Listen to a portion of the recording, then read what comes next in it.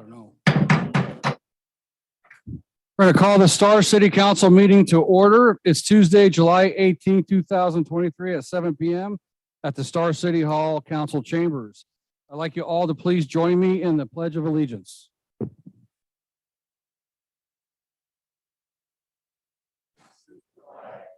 United States of America, to the republic which stands one nation under God, indivisible, with liberty and justice for all.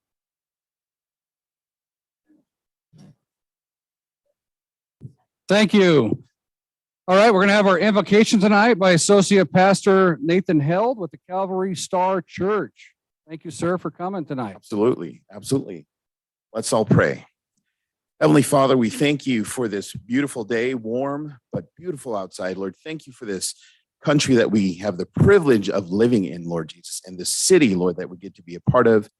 Lord, we pray for wisdom and discernment and insight, Lord, for our mayor and our city council members, Father. We ask you, Lord, that as they work for the good of the entire city, Lord, that you grant them the wisdom and the insight that they need, Lord, to make the decisions that glorify ultimately you, Lord Jesus. We thank you, Lord, in advance for what you're doing in the city, the things that we see changing. It's incredible. We're so thankful that we get to be a part of it, Lord. So I pray, Lord, that you would be the wisdom that's necessary and the knowledge and the insight that's necessary, Lord, in order for this city to move in the direction that you want it to, Lord. Bless this time. I pray that this would be a productive meeting. In Jesus' name we pray. Amen. Thank you, sir. That was outstanding. Appreciate it. Roll call. David Hershey. Here. Kevin Wheelock. Here. Trevor Chadwick. Here. Kevin Nielsen. Present. And Jennifer Salmonson is excused. She is excused. All right, we're going to move on to item 4, the consent agenda. Did you have anything to add to that, Sean, before? Yeah, Mr. Mayor and Council, I did provide you an email earlier this afternoon with a few modifications to the findings of facts for Willowbrook annexation. I also have a copy of those in front of you. They are considered minor. They reflect the direction that council gave in their deliberation and approval of that application. I'll stand for questions if you have any. Any questions of staff? Is that going through? I just can't, can you hear me out there with this? Okay, all right, good. Usually I hear it coming back. I just can't hear it. So. All right, any questions of staff? Okay, entertain a motion to approve the consent agenda. Mr. Mayor, Councilman Hershey, I move that we approve the consent agenda consisting of A, fact and findings, inclusion of law, Willowbrook annexation with the revisions that Sean has provided, and B, claims pending, paid claims to be approved. okay, we have a motion. Do we have a second? Second. We have a motion, a second by Councilman Wheelock. Any further discussion? Okay, hearing none, roll call. Hershey. Aye. Wheelock. Aye. Nielsen. Aye. Okay, yes, is it better now? Okay, good. All right, thank you. All right, we're going to move on to public input. This is not input on anything that we're going to be hearing tonight. This is just a time for the general members of the public to come in and make some comments to the council and myself. And Ryan, do we have a sign-up sheet for that? Okay. And it cannot, obviously, it cannot be on anything currently on the agenda or items that are currently or potentially set for a public hearing, just so everybody is aware.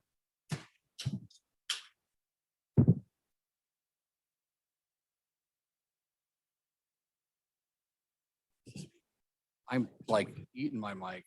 Okay, all right. Very good. All right, we have just one on here, Mr. Skip. If you could come up here, sir. There you are. Yeah, you get 4 minutes. State your name and your address for the record. We actually have a clock now up on our wall where we didn't have that before. State your name and address for the record, and please spell your last name just for the record. Skip Banach, BANACH, 9851 West Golden Range Street, Star. Okay. Floor is yours, sir. Mr. Mayor, Councilman, I'm here to ask the council to look at their city charter and institute a civilian review board here in Star. First question is why? Simply put, police cannot police themselves. They will never cross that thin blue line. To do that, they would be ostracized by their department. And if they try to go another department, there'd be blackballed there too. Secondly, you know what, I got a note. Star is no longer Mayberry. It was when I moved here 10 years ago. The population was right around just over 6,000. It's fastly approaching 17,000. And with the number of new housings and the groups going in, that number will double, not in 10 years, but in less than 5 years. I've talked to many people in Ada County, councilmen, statesmen and stuff. They all agree that a civilian review board is needed in the state of Idaho. I am starting here with Star and asking you to institute that. Ryan Davis, I sat and talked with him, and he's agreed. He says he'll support that too. Citizens of Star deserve a civilian review board so they rest assured that the police will be held accountable for their actions. So any shooting or serious injuries, the civilian review board would look at it. The civilian review board would have to have the ability to subpoena people, and their recommendations should be implemented without prejudice at any time it is given.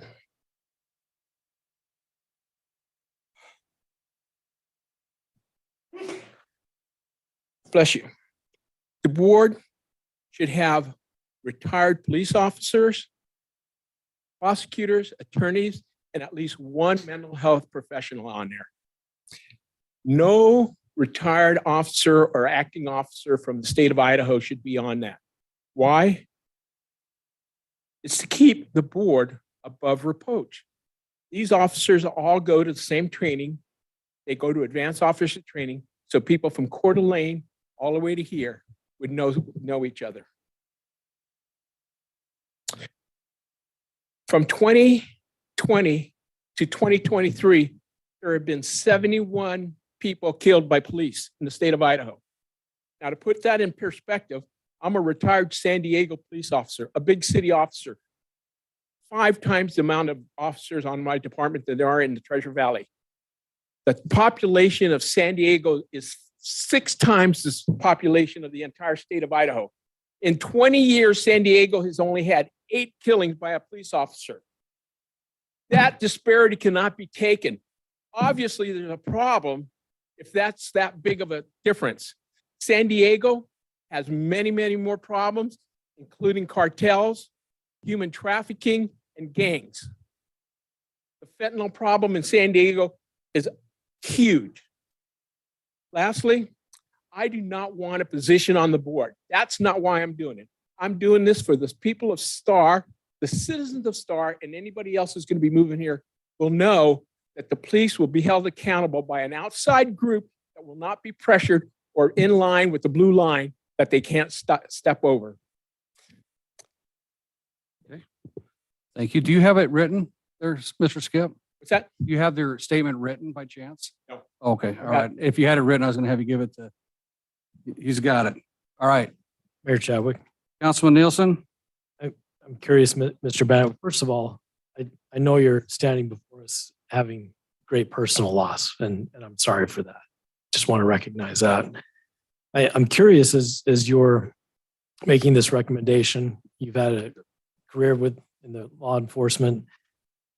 This recommendation for a civilian review board, as you're talking about it, having power to subpoena and the power to make recommendations that need to be implemented Without prejudice. without prejudice.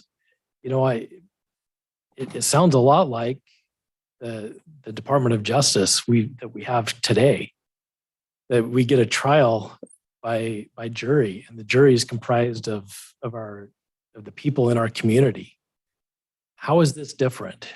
It is completely different. First of all, it puts police officers on notice that their actions will be reviewed by an outside group that has nothing to do with the police department. That Are alone. you saying that a jury would have No, it's something to way do with it? different than a jury or a jury trial for criminals. That's what I'm trying to It's understand. completely different.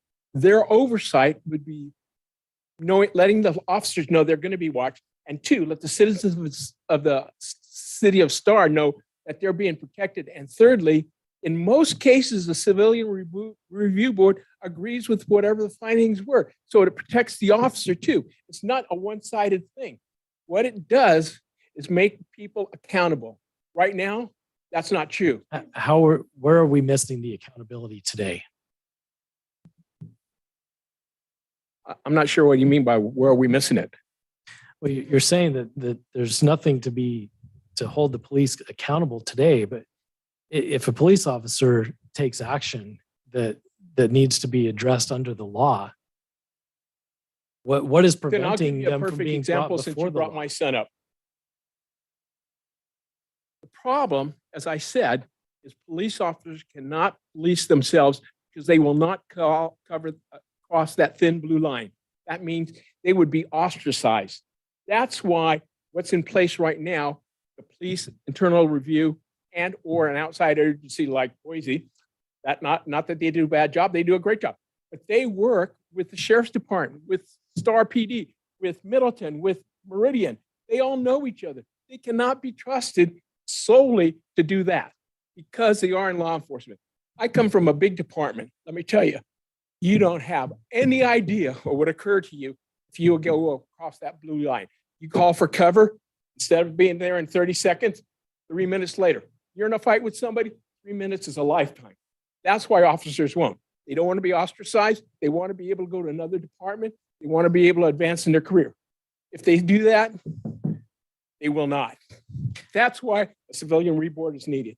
And are you suggesting that also the Justice Department, the district attorney, and all of those people are complicit in covering these things up? That's your words, not mine. I'm telling you why you need a civilian reboard. I'm trying to understand where the gap is. I mean, what Gap is you're asking police for officers is policing a police competing officer. body, What's so the hard to U.S. understand about it? Constitution. All right, so I think this is not a place for us to debate this right now. It's just the input for you right now.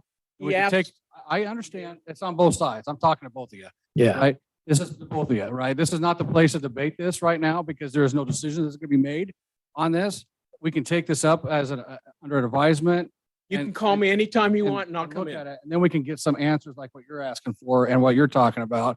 But there's going to be, if we do take it under advisement, there'll be a lot more involved than just a statement, obviously, right? You got the book that I brought to you. Right. You had a chance to look at that? Yeah. That would answer any of the questions he has. He should look at that book. So, I'd okay. like to, and I appreciate the time, Mayor. I really wasn't trying to debate, but understand the difference here. So if there's a book, I'd be happy to take a look at it. Thank you. Any other question? Thank you. No, thank you, Skip. Appreciate it. I would ask anybody that agrees. So Skip, the report is needed. hey, Skip, this is, please, So, call them. Skip, this is not the place for it. Thank you. No, that's, I can do that. no, Skip. We're gonna have a problem here. All right. We're gonna move on. Right.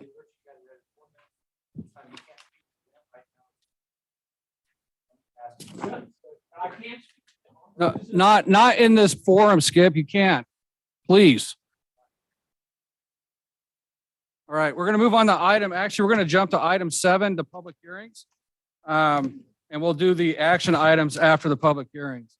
We're gonna move on to item 7A, the public hearing for the Dude DeWalt Cellars Winery and Event Center.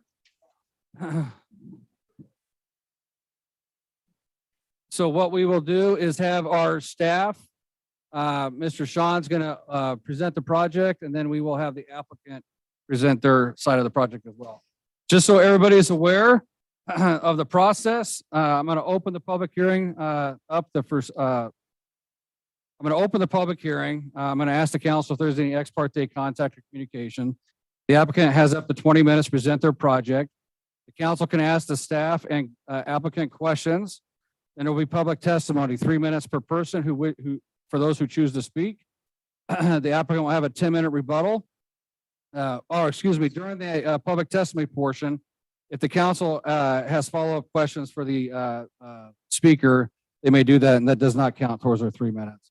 Applicant rebuttal is 10 minutes. The council could then ask staff and applicant additional questions. I will then close the public hearing, and the council will deliberate. They're either going to make a motion to approve with conditions, deny, or table the application to a date certain in the future. Public involvement is fantastic, folks, but we need to make certain that we keep this civil in here. There'll be no cheering, clapping, jeering, or speaking out during the hearing. Only the person at the podium has the floor to speak during their allotted time. If someone does speak out, cheer, clap, etc., they will be asked to leave the hearing and or escorted out of the hearing. We just want to make sure these hearings stay civil so everybody can be heard. So I do appreciate everybody being here. So Mr. Sean, if you can present that, oh, I'm sorry, you can't present it yet because I got to open it. It's 7:16. I'm going to open the public hearing. I'm going to ask the council if they have any ex parte contact or communication regarding this project. None. No. Hearing none. Sean, the floor is yours. Thank you, Mr. Mayor and Council. Project before you is the Dude DeWalt Cellars Winery and Event Center. The applications include an annexation and rezone, or excuse me, annexation and zoning to RR rural residential zoning designation, a development agreement, a comprehensive plan map amendment, and a conditional use permit for the winery and event center. The application requirements have been met, including the submittal requirements, agency transmittals, legal notices, site postings have all been completed in compliance with the Unified Development Code. The application has been reviewed for compliance with the city comprehensive plan and city zoning ordinance. You do have 2 late exhibits in front of you, including a letter from a neighbor and in opposition, and also a letter in support. There are no outstanding issues from staff's perspective. Agency letters included in your packet include the Star Fire District, ATD, and Ada County. Staff is recommending approval of this application with conditions of approval. If you choose to approve it, the development agreement will come back before you with those conditions of approval at a later date once the findings of fact are completed and adopted by the council. And again, this property is located at 5446 North Highway 16. The applicants have included a conceptual site plan, landscaping plan with their application. I will stand for any questions. And I just for the record, for the 2 letters that we received, one was from a John and Chris Fiorino. Sorry if I said that wrong. Fiorino. They live at 8600 West High Ridge Lane. They were against it. And then one in favor from a James Shirley at 6020 North Hill Point Way in Star. I just want to make sure that those are on the record since they were late exhibits. Okay. Any questions of staff yet? All right. Thank you. Please state your name and address for the record, and the floor is yours. Good evening. We're Trey and Jonna Buchert. That's spelled Buchert. The only residence that we have is located at 5446 Highway 16. Want to thank you, Mayor, Council, staff, everyone here tonight for your time, as well as the people who are joining us tonight that are in support of Dude DeWalt. We want to really thank you for that. Sean, I'm not exactly sure how I get my slide going here. How do I do that? Just hit mine, or what do I do here? Oh, Okay. so will you pause the time, Ryan, please? Oh, he's controlling that? Okay. Do you control it or do I? No, you'll control it. He just got to pull yours back up. Okay. So. Perfect.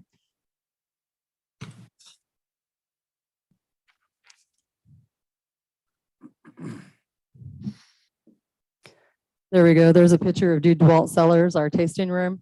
I was presumptuous enough to put Star Idaho on the bottom of it, although that's hopeful at this point. A little background on us. We purchased the property in 2002. We live there. We moved in about 2003. We raised our 2 sons in this community. Now each of them have 2 sons. So now we have 4 grandsons under the age of 4, which is a whole new stage of our life. In 2011, I made that very first awful batch of wine. It was terrible. We threw it out and we went back to the drawing board and kept working at it. And finally, around 2017, some of the friends that are even here tonight suggested that maybe we should start thinking about selling it. So we did. And on May 14th, 2020, we opened Dude DeWalt Cellars just at the height of COVID as we were just ready to go into COVID. So that was an interesting time to start. But anyway, before we get too far in it, I'd like to show you around.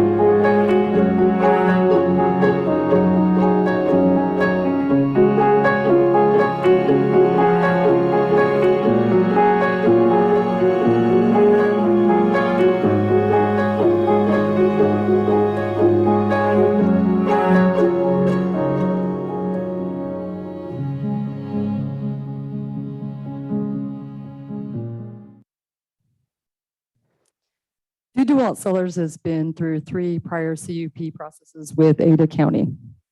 The first one was the establishment of the winery in 2019. In 2021, we requested additional buildings, a production facility, case storage, new tasting room. All of those were approved. And finally, in 2022, we asked for the Event Center designation and received that. So with all those approvals, you might be asking, why are we here? Well, we have some changes that we need to make, and I've listed them here. Basically, we would like to have our production storage and case storage, our production facility and our case storage increased in size by about 20%. We would like to move the location of our case storage to a different place that's more convenient and closer to the house. We also want to add another potential location for a new tasting room that's farther away from the neighbors on the other side of the property. We need more time to build out our project, maybe as much as 10 years with all the things that we're talking about here. We've also asked for a small increase in the number of people in attending our unlimited smaller events. We've asked for a 25-person increase, which was from basically Ada County approved us at 100. We're now requesting 125. That's still a relatively small event, we feel. Any one of these requests that we are talking about here would have required us to go through another CUP hearing with Ada County. We've been through 3 of those. They're slow, they're cumbersome, and they end up requiring multiple hearings. Also, annexation here in the city of Star allows us something that we couldn't attain in the city or in the county of Ada, and that is to become part of a community. And we're very excited about that. So, where are the neighbors? There are 2 of them. We don't have any neighbors on the north side of our property. We border Highway 16, and we also have BLM on the other side. So the south part of the property is the only place where we have neighbors. You can see the Fiorino's property, the letter that you referred to that they entered. Their property is immediately south of ours. See if I can point this out. There we go, right here. Keith Hill and Barbara Fairbanks property is located right here. And I just want to make a point here that from this point, which is our barn, the tasting facility that you saw at the beginning of the slide, and Mr. Hill's house right here, that's a distance of 3 football fields.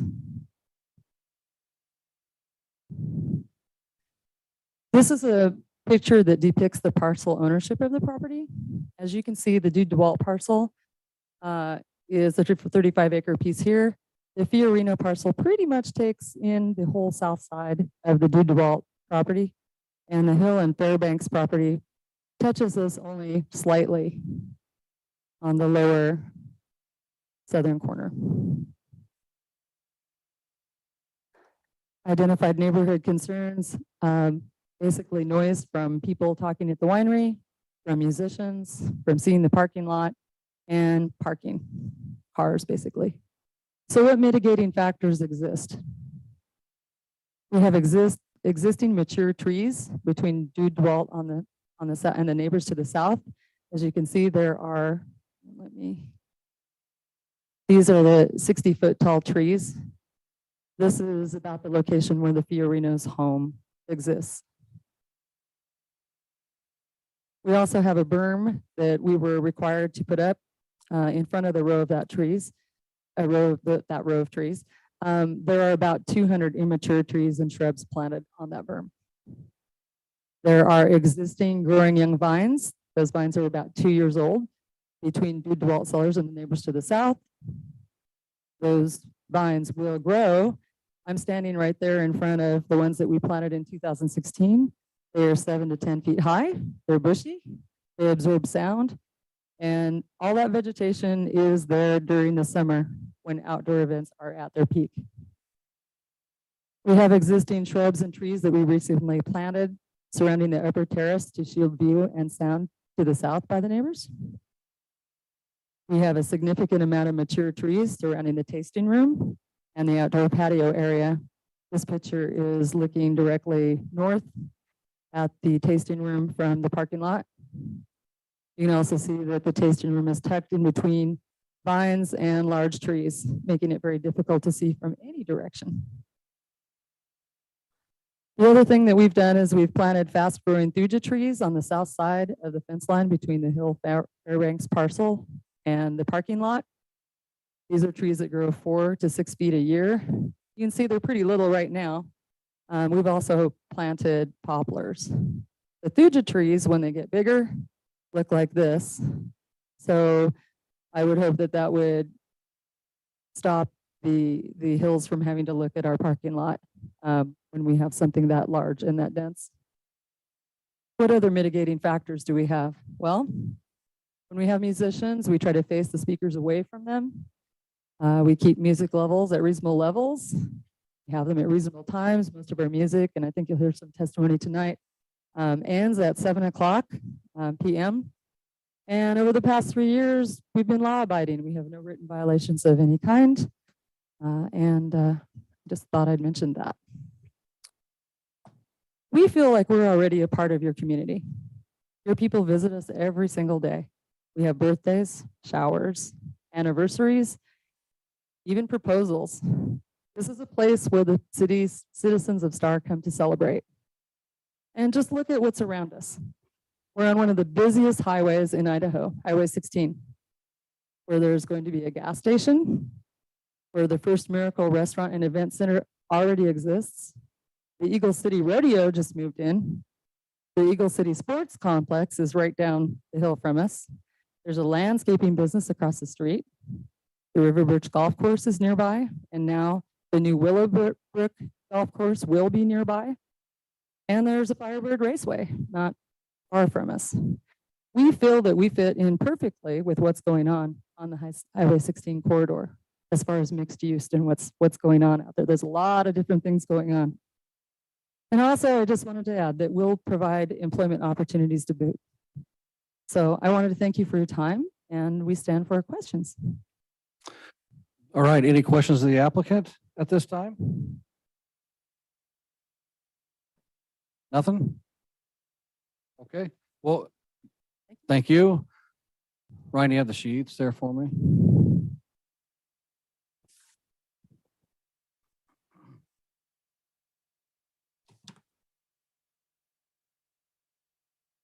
Okay, let me get my mouth back up on here. We got a lot of people that signed up. I'm not sure how many. There's quite a few that signed up to speak. If someone's already said what you have said, just say that you agree with them and talk about something new so we can move forward on this as well tonight. And so we are going to start, and everybody that signed up is going to be part of the rec. I won't read everybody's name, just those that are speaking tonight. We have Mr. Brian Howard. You come up, sir, and state your name and address, please, for the record. Good evening. Brian Howard, is this on? Yep. 3393 North Cherry Laurel Way in Star, Idaho. We're going? Yeah, Sean, you Nice. can start the clock. Okay. Good evening, Mayor and council persons. My name is Brian Howard, like I mentioned, and when my wife and I moved here in 2020, we were used to community, friendships, great wineries in Southern California and up Paso Robles. And when we moved here, we were missing that part of our lives. We found that in DeWalt, community, friendship, and great wine. You know, there's a saying that good fences make good neighbors. I disagree with that. Good neighbors make good neighbors. Good fences keep annoying dogs, annoying neighbors, and people that are not desirable to be around you out. We don't have that here in the city of Star. We really don't. DeWalt doesn't have that here in the city of Star. They, Trey and Jonah opened their lives to us when we got here, and my wife and I are truly grateful for that. We really, really are. Our daughter had her after wedding celebration less than 5 weeks ago up on the terrace. And it was a time of enjoyment, joy, kindness, friendship, and DeWalt Cellars helped make the most important day of our life to date extremely, extremely pleasurable. So I'm in complete agreement with the DeWalt Cellars coming in and being annexed by the city of Star. Thank you. Okay, thank you. Any questions? Okay, thank you. Phew. I can't read the name and I'm sorry. But somebody on 1140 North Lodge Avenue, did you want to speak? I couldn't tell if that's a yes or a no. You can speak if you choose, yes. So state your name and address. I mean, state your name and spell your name so we could get it on. Sure, I apologize for my That's okay. my writing. It's just See, Jerry so- Brakeville, B as in boy, Rake, B as in boy, ILL. Okay, thank you. Do you need my address as well? Yes, please. 1140 North Luge Avenue. All right, thank you. Thank you. Well, I just wanted to, I wasn't going to comment because I figured everybody would cover everything for the most part, but my wife and I, just like the gentleman prior, had moved here 3 years ago from Southern California and had an opportunity to go to many wineries there as well. But once we got here and met Trey and Jonna and the entire staff, they're incredible people. What a great opportunity for the city of Star. I mean, I think you should really be thanking them for wanting to come into the city of Star, because I think they're going to bring so much to your community and benefit this community in so many ways. So I would hope you would support that. I can't imagine you wouldn't, but I think it's again, a great opportunity for the city. Perfect. Thank you. All right. I have, is it Karina or Kariha? Karina? Okay.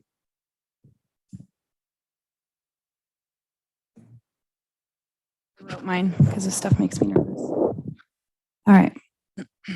My name is Karina Benelak. Can you spell E that? as in boy, ENN as in Nancy, ALLACK. Okay, thank you. I am State the, your name, address also, oh, please. 9926 Stony Brook Way in Middleton. All right, thank you. You're welcome. Okay, I am Karina. I'm the general manager at DeWalt Cellars. I've worked at the winery for 3 years. My husband works on the production side of the winery. Therefore, we both make a living for our family at DeWalt Cellars. We have a very small team that we pride ourselves on and a very low turnover. We are a family at DeWalt Cellars, and we serve and treat our community like family as well. Our music and activity at the winery is something we all take seriously and are sensitive to. Trey and Jonna have been very transparent with us in the fact that they want to be good neighbors and that we need to be respectful with our music volume and acoustics. This is the reason we have one-man bands and use a small sound system with music going no later than 7 p.m. The last couple of years have not been easy as we are all trying to abide and do what we can to make the neighbors happy. This has been difficult for us and our customers alike. Additionally, employees, including our winemaker, are TIP certified and have taken the ISP ABC certification online as well. We are well aware of the responsibility we have as servers and do not take this lightly. We have never and will never knowingly serve a minor in our establishment. We pride ourselves on our customers and our relationships we hold with them. That being said, we would like to continue serving our community lawfully and respectfully. My job means a lot to me, my family, and my team. And we stand by the Bucherts and DeWalt Cellars and are excited about making the city of Star our new home. Okay. Thank you. Any questions? Oh, okay, thank you. We got Mr. Nick.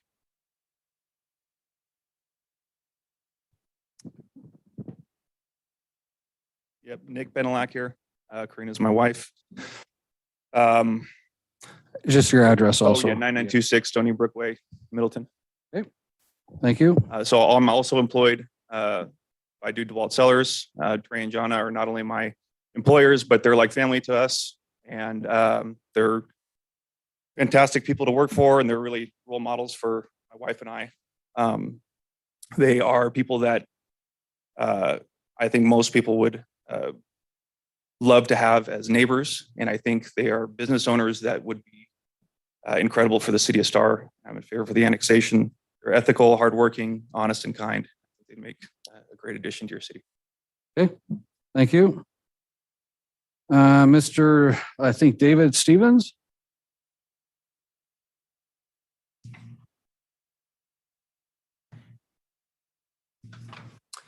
Hello, my name is David Stevens. Stevens is Stepheens. My address is 2660 North Penny Lake, Star. Okay, thank you. I have lived in Idaho almost my entire life, and I fell in love with Star about 15 years ago. Bought a home in Star. Prior to that, I owned a home in Meridian for about 10 years.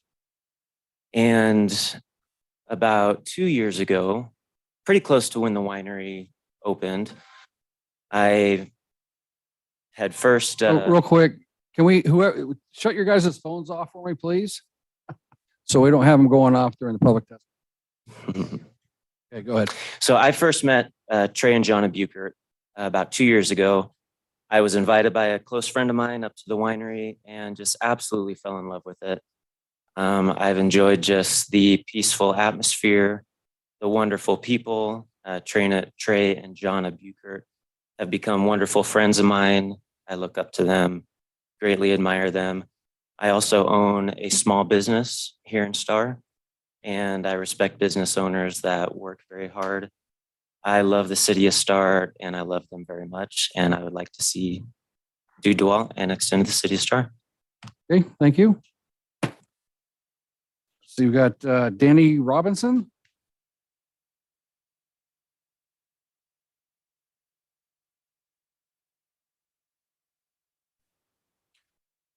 Thank you, Mayor and Council. Good evening, and thank you for hearing me. My name is Danny Robinson, and I live at 1765 North Willow Glen Place here in Star, Idaho, with my wife, Cindy.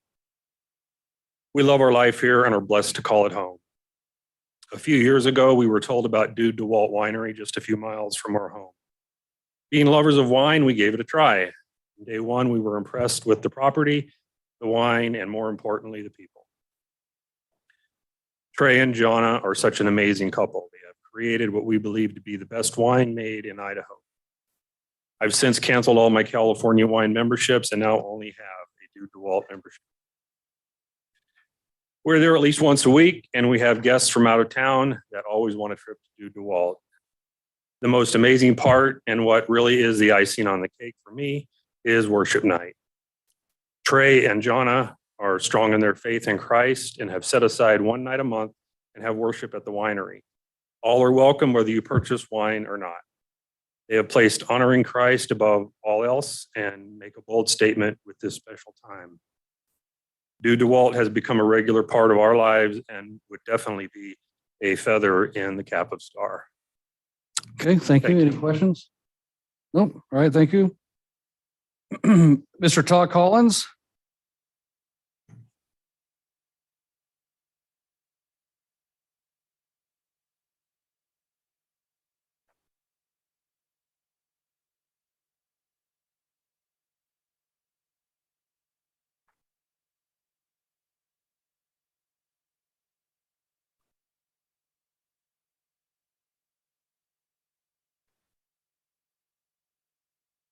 Yes, except for about 3 extra words.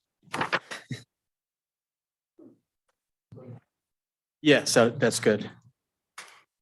Good evening, Mr. Mayor and council member. I'm Todd Collins, 4718 North Echo Summit Way. I am for the annexation and expansion of the Dew DeWalt Winery as proposed. But what I am here to speak about is the hazardous conditions being created along this portion of Highway 16 from Beacon Light north. Numerous nearby developments have been approved or are in the process of being approved with direct access to Highway 16. These include First Miracle Event Center, Eagle Sports Park, Medici Hills, Medici Vista, Balnova Spring Valley, and Willowbrook. On top of that, there is Hillsdale at Deep Canyon Road and several private driveways along this portion of Highway 16. Dew DeWalt's access is just 500 feet north of Deep Canyon Road. ITD is allowed, based on a TIS that is not in the city packet, full access to Highway 16. This will include allowing left turns into the property from the north without a left turn lane, and left turns across traffic to exit south out of the property. Both conditions will become increasingly dangerous as all these developments are built out and Dew DeWalt's business grows. Both the city of Star and Eagle must not just sit back and wait for ITD to finish their study for expansion of Highway 16. Both cities must have an active role in ensuring the safety of their newly annexed citizenry. I'm sorry, where am I? I have initiated talks with ITD and have proposed simple remedies, including flex stakes, similar to what you find around the Fred Meyer Shopping Center, restriping, and a reduction in speed along this portion of Highway 16. For Dew DeWalt, I propose their entrance should be realigned with Deep Canyon when they expand their operation along Highway 16 and include a left turn lane for southbound traffic. This would be in line with the Eagle Sports Park TIS requiring their entrance to be aligned with Pollard. Dew DeWalt is already proposing a private road extending south from their current entrance down to about the same spot where Deep Canyon enters the highway. So this condition should not create a great burden to the applicant. ITD envisions Highway 16 to be an expressway from Highway 44 to Emmett. I think it is clear that this portion of Highway 16 will not fit that plan. Coordination between Eagle, Star, and ITD now is the key to ensuring the safe and orderly development of this corridor. Thank you. Okay, thank you. Okay. Scott Nickel.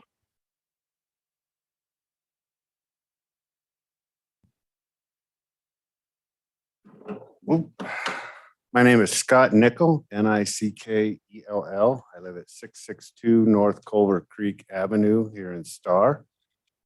My wife and I moved here 3 years ago from Western Washington. Prior to our move here, I have been involved in the wine industry as an influencer for 20 plus years, writing articles for magazines, wine reviews. For full disclosure, I'm currently the wine editor for the Star Spirit magazine.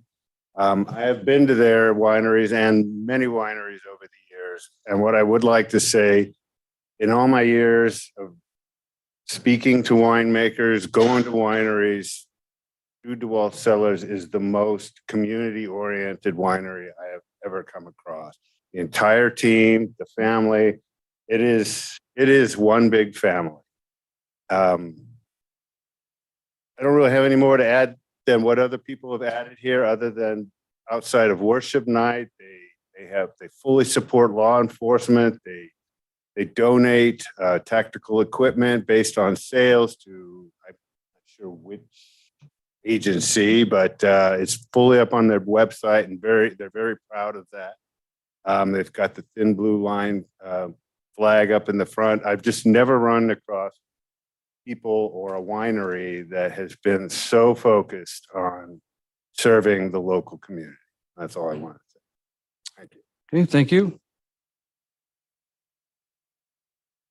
I think is it John Courtney? Okay. Do you both want to speak or just one? Okay. All right. John Courtney, Sherry Courtney is my wife, 3023 North Cherry Grove Way in Star. And Courtney, Courtney.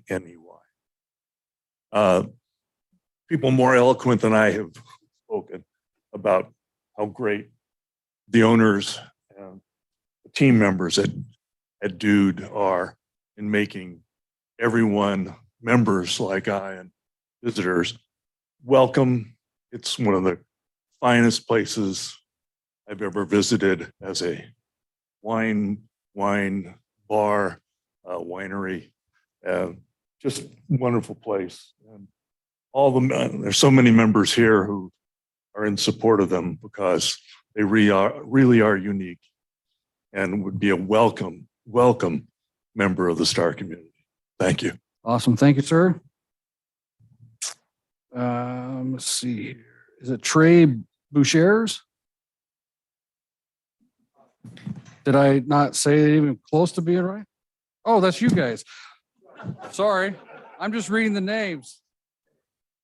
Did you want to speak? Sorry. They spoke right in the middle. Yeah. Kent Borgman.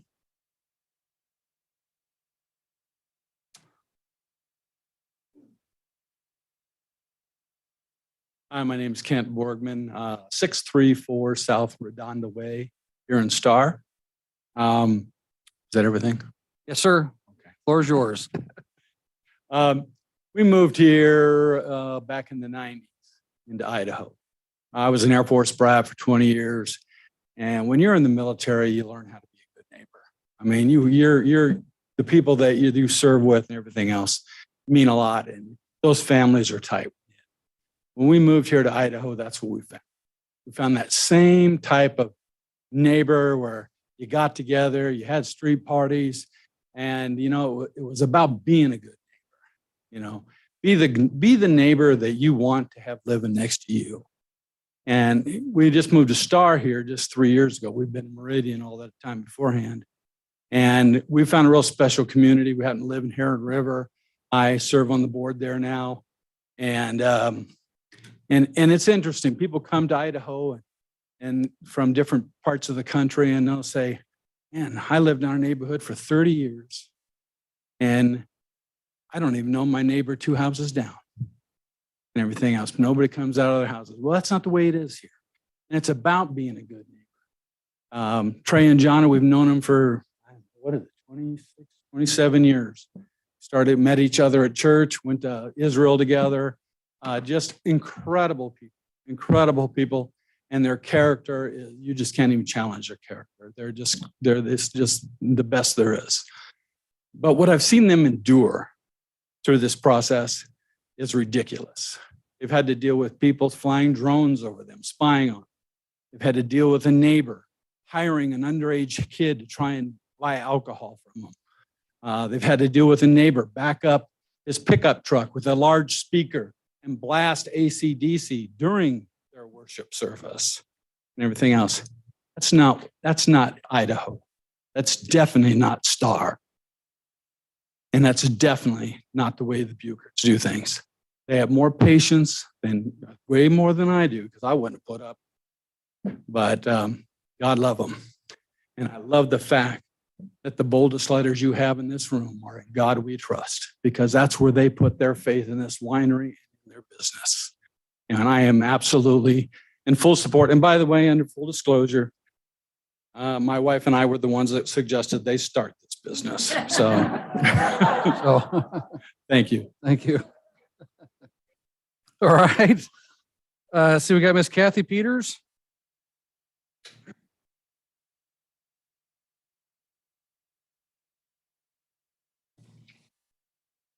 My name is Kathy Peters. The address is 9254 West Whitecrest here in Star. Most of what I was going to say actually has been said. But when we retired and moved here, my husband and I both grew up in very small country towns. We were looking to get out of the rat race and get back into community and get involved. So when we moved here, one of the first things we wanted to do was find out what was going on politically so that we could be wise in our decisions when we voted in the next election. We found Dude DeWalt, not because of the wine, but because they had a forum where they had candidates speaking. So that was our introduction to Dude DeWalt. And for us, that was important because it meant that they were not just in the community to make a profit. They were in the community to make a difference. So other than that, the only other thing that other people have said this, but it's important to me, their worship night. We have a lot of friends and family coming to visit us because they aren't so lucky, aren't retired, and can't move here. And every time they come, they want to go to worship night because it's special.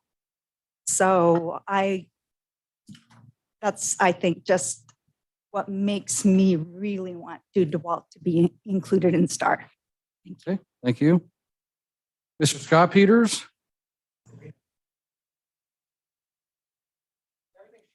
Okay. Thank you.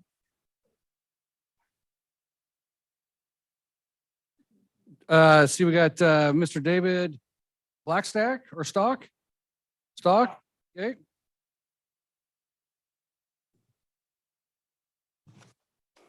My name is David Glenn Blackstock. I live at 2252 Hawk Creek Circle in Emmett, Idaho. I want to clarify something. I go at a winery and I don't drink. It's not because I just need to be DD. I go to the winery because my wife likes to drink wine, but I typically try to avoid going to the winery, except for this one. The people are amazing. They're immediately make you feel great about being there, whether you're spending money there or not. I can't even imagine the noise problem of the neighbors because I've got two Great Danes that live right next to me. I can't say much about it, right? And yet these people are a long ways away, in my opinion, to the type of situation that's going on there. But I just wanted to tell you how much enjoyment I have just spending time with the people at this place. Obviously, that whole genre, what's going on there, comes from the top down of the ownership to the employees. The employees spread that to people, and the people are just enjoyable to be around. Thank you. Thank you. See Miss Susie Campbell.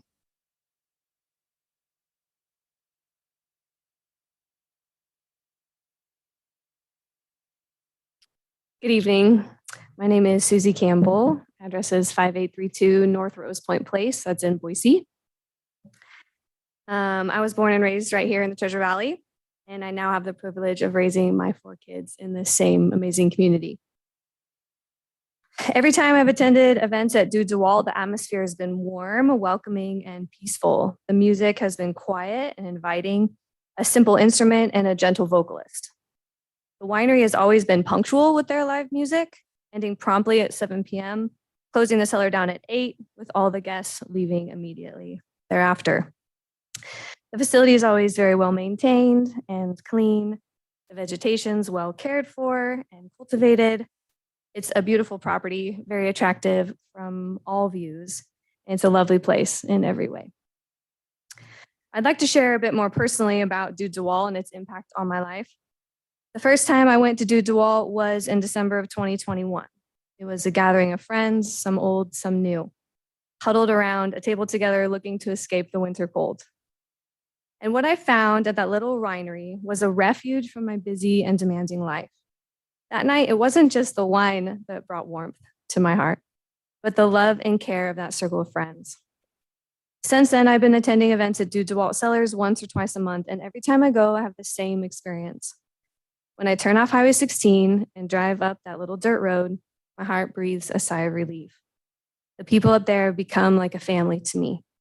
We gather together, sharing the common interest of good wine, and in that process, we share our hearts, we share tears and laughter. They know me by name up there. They greet me with hugs and genuine interest in my life.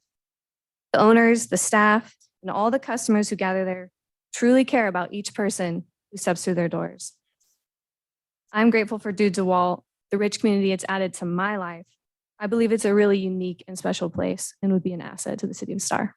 Okay, thank you. Okay, I really can't read this name, so I'm going to try the address. Okay, White Horse Ridge Drive. Okay, I will definitely need you to state your name and address and spell your name, please. I do apologize. I learned cursive instead of. I can read cursive, but that's like a new. Yeah, that ain't. I'm not quite sure about that one. My name is Isaac Ax, AX. Just came here to support. And your address. Sorry, 1041 White Horse Ridge Drive, Middleton. It's a mouthful. I came out here to support Trey and Jonna, just with the fact that they are some of the most caring people I've ever met. I moved out here last year from Southern California, and within 2 weeks, I had a job there. They were immediately accepting. They teach me pretty much everything I need to know about caring for the plants and caring for all the vegetation. That's where I am employed at the moment. When I first moved here, I heard about a legend about Star. It was during the time of the Oregon Trail. If you came to a little town in Idaho with a star on its door, that meant that they're the most hospitable people you could ever meet. I think that they are the exact representation of that legend. Every time you walk in, you're greeted with a smile. You're greeted with your name. I would say they have a very strong faith in Christ, and they are very firm in their religion, and that they treat everyone Christ-like. They are loyal. They are trustworthy. I myself have spent hours with Trey digging up the holes in that berm to go plant the trees. That's so that we can be neighborly towards our neighbor and that we can accommodate to whatever demands they are. As other people have said, our music isn't like some crazy rock night. It's a simply acoustic guitar to add background music for our guests. It's not the main event. It's just simply something that the customers can enjoy. So thank you for letting me speak. All right, That's all thank I got. you. And I'll figure out your cursive someday, so. Thank you. So we got Mr. Leroy Fry. You didn't say yes or no one way or the other? No. No? Okay, all right. Okay, thank you. We go to, onto the list for the against. We got Keith Hill.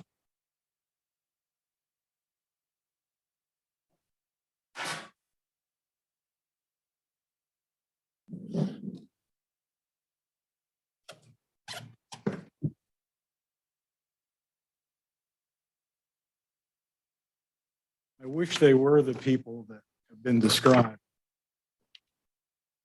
State your name and address, please, for the record.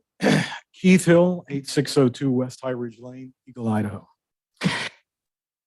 The alcohol permit they have was obtained through a materially false statement of fraud.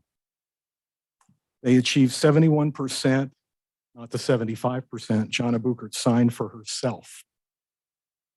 They have sold alcohol to minors. I have 3 videos showing that, and they would have done it continuously.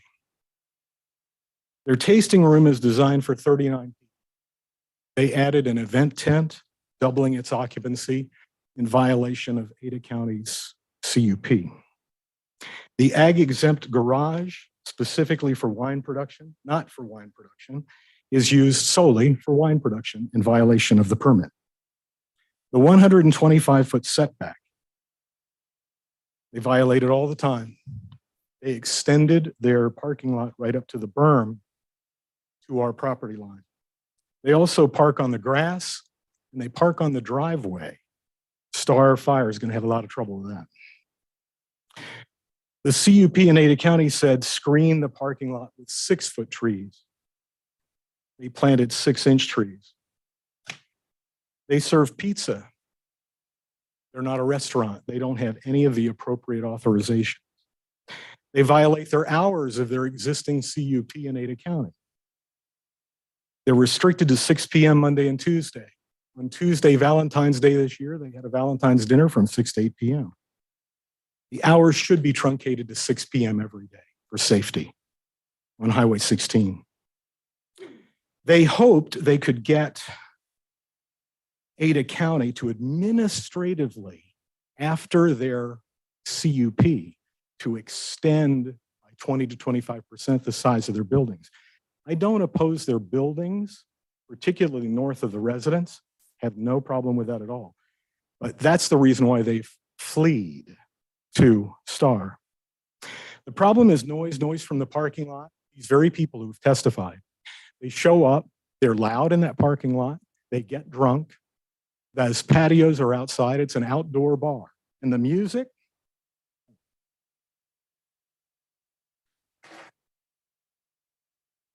I want to play for you 2 audio recordings.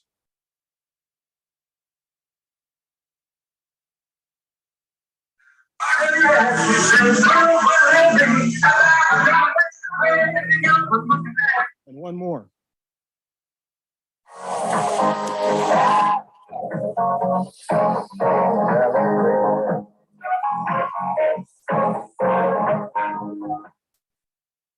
You got 10 seconds. I made those recordings on my deck, 3 football fields away with this phone. That's how loud it is. We can hear them inside our house. Okay, time's up, sir. Thank you. Okay, Miss Barbara Fairbanks.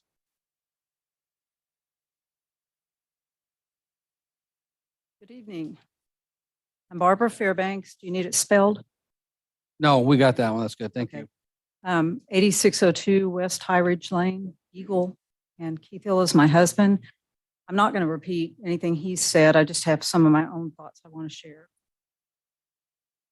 Like our neighbors in Kling Estates where we live, we purchased our property for the quiet beauty of the foothills.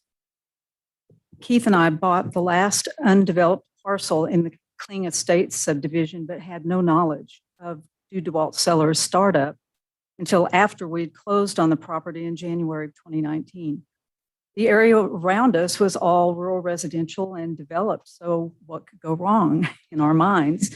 We had no idea what was coming. For us, the outdoor music, which is amplified, traffic, lights, and escalating crowd noise as wine continues to be poured is our reality and can be a daily happening, especially when the weather is nice. So it's not like regular neighbors who might get noisy or throw a large party a couple of times a year. That for me is no big deal. That's just regular neighbors. These are not regular neighbors. We had no objection at all being next to a winery with a small tasting room with 5 or 7 parking spaces as per their original CUP. So we went ahead and started building our house, which we have now lived in for a little over a year. As we went through the Du DeWalt CUP process with Ada County, it seemed to me that the term property rights came up frequently, but it was almost always, and I really want to say always, in reference to the applicant having the right to use their property as they wish, but the property rights of neighbors to use their own properties for peaceful enjoyment of the foothills needs to be considered as well. So while I can understand loyal patrons of Du DeWalt Sellers wanting to be here to support the business as requested by the Bookerts through social media, the fact is that these patrons don't have the potential to experience any of the negative impacts that we as neighboring property owners do. We're there every day. For them, it is a welcome outing with wine, music, friends, and community, which they can leave when they're ready to go home. As neighbors, we can't leave. If we want the annoyances or the music to stop, and we hear it clearly, it's Du DeWalt, a low area, and then we're slightly below the level of Du DeWalt, but that noise comes right down to us, crowd noise as well as music. So as neighbors, we can't leave. So I just ask that our property rights as neighbors be protected from unreasonable activity in our rural residential neighborhood. And I really appreciate the opportunity to be able to talk to you tonight. Okay, thank you. Any questions? No.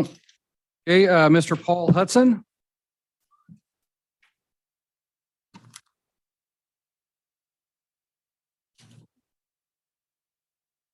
My name is Paul Hudson, Hudson. My wife and I live at 8604 West High Ridge Lane. I've lived in Idaho since 1971.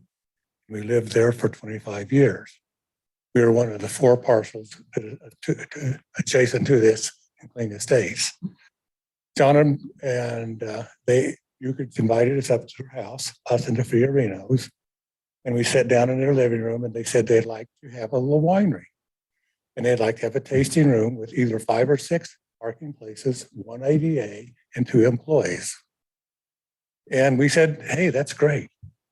And since then, it's continued to grow and grow and grow. And to the point that even the county commissioners kind of put a halt on it. That's why they've circled back to you to evade the restrictions that the county's put on them, reasonable restrictions. Ada County Planning Zoning Commissioner James Birch lived in Monument Ridge for a number of years, 20 some odd years. And in the hearing, when it went to the Planning and Zoning Commission, he stated that what they originally presented at that 5 or 6 places, parking places, was like a up tent. And it became now what they were asking for was a 3-ring circus. And he went on to say that what they are doing is devastating, evaluating to our properties.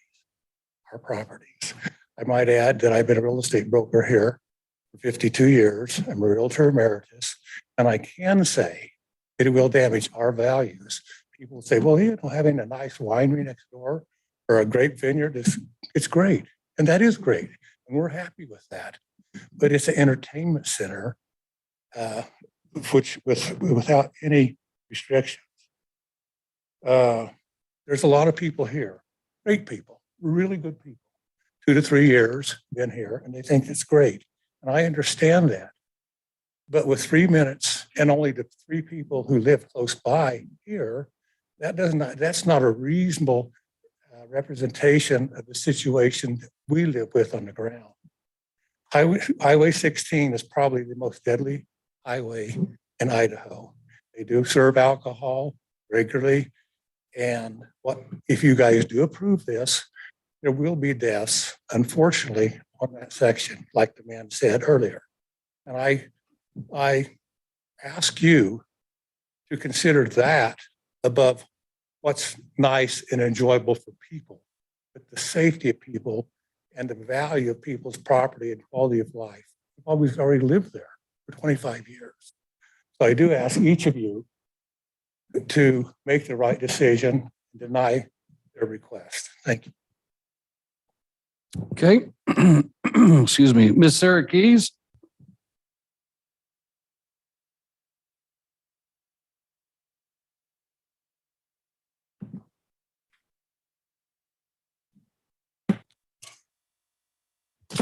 I have a handout for you. Can I give it to you guys? You want me Yeah, give it, make sure that Mr. Jacob has one.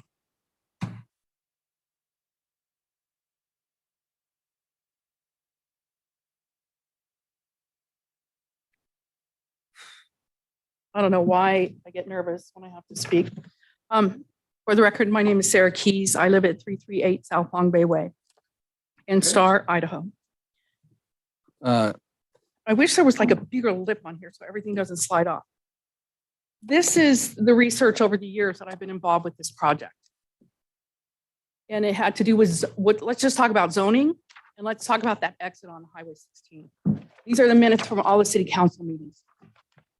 I said when I gave public testimony one time, I said this situation is much like a frog that gets into a pot of cold water over a flame that doesn't jump out as the heat rises. This is a well-known tactic as incrementalism. So step by step by step. And that's what they've done over the years is they brought in like the pup tent and now it's a 3-ring circus. And it is a 3-ring circus.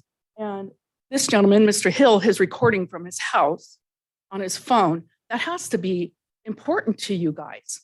What needs to also be important is that exit, that's a 55-mile-an-hour zone. They just come right out onto Highway 16, one of the deadliest highways.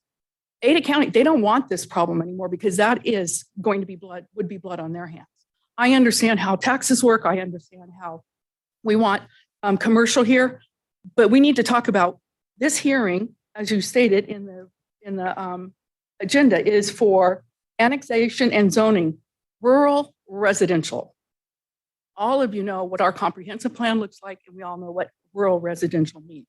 This is not rural residential. Incrementally, they have turned their pup tent, their lovely winery, into an event center. I don't know where event center fits into rural residential, but everything I've read about it, and I've given you some handouts about open space conservation, conservative area, or conservation area, rules, definitions by Ada County. This is an event center. It's not rural residential. And they're not good neighbors. They have a wonderful winery, I suppose. Back in the day when they first started, I thought it was great. But right now it looks more like a bar or a brewery. And the thing is they want to do is would have never been approved under that designation. No one would approve a bar or a brewery there or an event center there. It's rural. Why do we have zoning? Why do we have laws? Why do we have traffic zones? Why do we have speed limits? To protect people and to protect people's property rights. Rural residential, like the gentleman who's been in brokerage real estate for a very, very long time, he is highly respected in the industry. It's their value, their property values.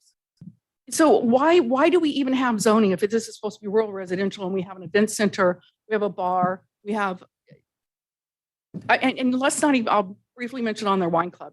They have hundreds of people in their wine club who come in 4 times a year to pick up cases and cases of wine, and they have probably a glass of wine and then they exit out onto the highway 4 times a year. But it doesn't count as an event because they're just picking up their cases of wine. Thank you. And I got one more sheet on the in favor that was at the bottom, and I got Chris Todd on there. Is he still here? You are here. I think they pulled a fast one on me. I was supposed to be in favor. You're on the in favor one. It just was on the bottom. I was on the bottom? Yes. Oh, man. That's a bummer. Chris Todd, TODD, 10497 West Deep Canyon Drive, Star, Idaho. There are a lot of benefits. I'm not going to rehash what everybody else said today. The AVA area is kind of a big deal. Nobody really hit on that. When I first moved here about 20 years ago, the AVA area was supposed to be this big area, basically 16 to 55 in the foothills that brought in viniculturist ag uses for people to set up wine and vinicultural businesses. There aren't many that have come in that 20 years. They meet a lot of NIMBYs that don't want this in their backyard at the end of the day. The AVA area brings in employment. It brings in a product that's grown in Idaho, made in Idaho, sold in Idaho. It brings in the commercial component. It brings in a business that's owned by locals with local customers. I think that that's a big deal. There's economic, social, and land use benefits as well. Not only do they support the local businesses, but as the Star Chamber of Commerce president, I can tell you that they support the Chamber of Commerce. And as the president, I would support them. The applicant is local with their strong community support, with their Thin Blue Line wine, which is delicious. It's a little expensive because we're supporting some other things in the involvement. They have helped with numerous fundraisers, provided space for me personally, for the Star Chamber of Commerce, and for some of our businesses. It's a place where we can go and gather and be together. Their land use application is in line with the city's future growth, and it's in line with the AVA area that was started 20 years ago in order to bring businesses like this to the area. By providing this, Dude DeWalt can grow near a population center or centers now with direct highway access that is optimal for visitors, citizens, and businesses to visit. In this area, there's tremendous growth. The Valnova project, as it's known now, not Spring Valley, is slated for over 7,000 homes just to the east of this. The access that's going on to the north off of, what are they calling that? Edna? Not Edna. Anyways, where the access is coming off to the east. Eventually, Deep Canyon will go away. That'll terminate. And the main access point is slated to be to the north for Valnova. And eventually, it'll go all the way over to Avamore, and it'll be an access point for Willowbrook, which the city recently annexed into the city of Star. In conclusion, I just wanted to support the applicant. I second everything that everybody else has said tonight. And I hope that they can grow with the city and the people that are here. Thank you. All right. That's all that signed up to actually speak. So then the applicant can come up and rebut. You, I believe, are signed up on a different one. Is that correct, Ryan?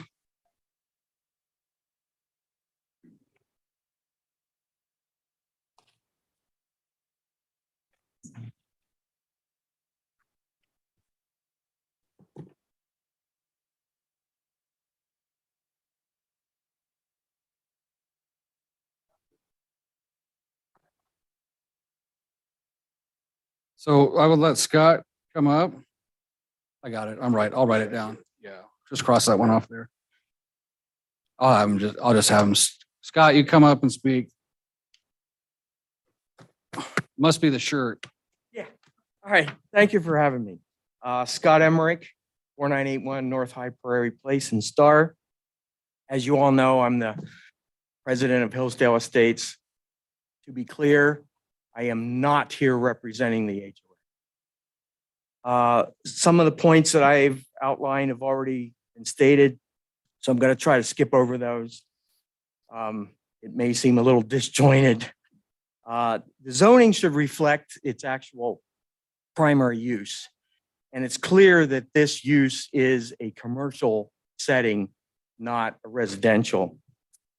For instance, if you refer to page 128 in that big giant PDF from the report, there's one paragraph there that describes the primary residence. The winery operation and related activities are described by 12 paragraphs. So clearly, it's a commercial business, not residential. Also, Dude DeWalt is a LLC registered by the state of Idaho. So since this was presented by Dude DeWalt and not the property owners, it appears again that this is a commercial venture. Continuing in page 130, the hours of operation are described as 24/7, 365. This could present some noise problems if they do decide to do some nighttime cultivation or other wine producing operations. On page 133, item number 21, Ada County conditions require reapplication of the ITD permit 3-19-504 for changes that increase trip generation. Clearly, this is going to increase trip generation. And I think if you approve, you should require that reapplication as condition of approval. Also, the driveway, I think, was mentioned. This driveway is a narrow, unimproved driveway on a steep hillside. Could present a public safety issue if you decide to approve. Again, this should be a condition of approval that it be improved. It seems that amending the comp plan to accommodate a single annexation is kind of the cart before the horse. I realize the comp plan is a guide, but I think you need to think about whether or not a commercial zoning would be more appropriate, and even if it fits in with the surrounding neighborhood. Thank you. Okay, thank you, Scott. All right, the applicant, you come up and rebut the testimony that's been given. You have 10 minutes.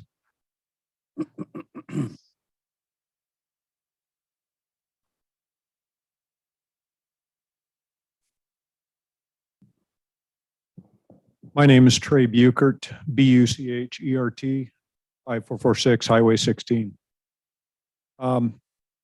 There's a lot on here to rebut today, a lot of statements that I heard, and I'm going to hit a couple of high points. And if you have any further questions, you can ask me about them. I want to start out by saying that when we considered coming to the city of Star for annexation, we talked to a lot of people and had a lot of discussion about it. And John hit on some high points on why we did it. But I'll be honest with you, when I got here tonight, we opened up in prayer and the Pledge of Allegiance. I knew exactly that we'd made the right decision. So I encourage you that regardless of what the outcome is here, that you continue on with that practice for as long as you're all involved here. It was mentioned in one of the letters here that we had put in very little vineyard over the since 2018. Well, in 2018, we had less than 1 acre of vineyard in. Since that time, we've added about another 7.5 acres of vineyard at about $30,000 an acre. So we take very seriously what we're doing up here. This isn't a hobby for us, and the vineyard's very expensive. And so anyway, there has been a lot of vineyard that has gone in the last 5 years. Another thing that seems to be of concern here is where a proposed tasting room is on the south side of our property between us and the Fiorinos. And one of the reasons in our application, we posted an option to put potentially a tasting room on the north side of the property is just for this, because we're paying attention to what they're saying or what they'd like to see us do. The truth is, though, it's a very difficult place to put a tasting room on the north side of our property. There's very little room up there, and it's steep, getting roads and access in there.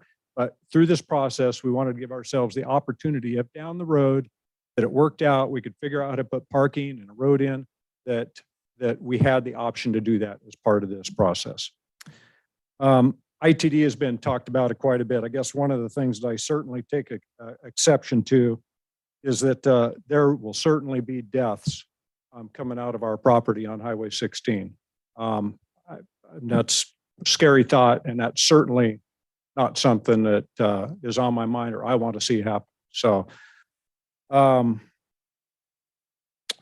but yeah, as far as high ITD goes, we're already through the whole engineering phase in ITD. We were required as part of our original application to put in a northbound right turn lane. We are now putting in a right turn lane and a southbound left turn lane as part of this. We've been through engineering. Construction has already started on the project. We're expending a lot of dollars doing this. So, I mean, we're very excited, and I think it's going to solve a lot of safety issues that we've got. There's also mentioned here that our parking lot crosses over the 125-foot setback that we've got. Well, the parking lot was approved by Ada County all the way up to the berm. So that part's been approved. We haven't done anything that was not approved by Ada County. Another thing too, John, wanted me to bring to your attention is that it was mentioned that Dude DeWalt is the applicant. Trey and Jonna Buchert are the applicant on this. So make sure. And also talk about farming at nighttime. I suppose that's a potential, though I don't know that we've been out farming at nighttime, but we do fall under the Right to Farm Act in this region. And I think that's critical to bring to everybody's attention. So anything else, Jonah?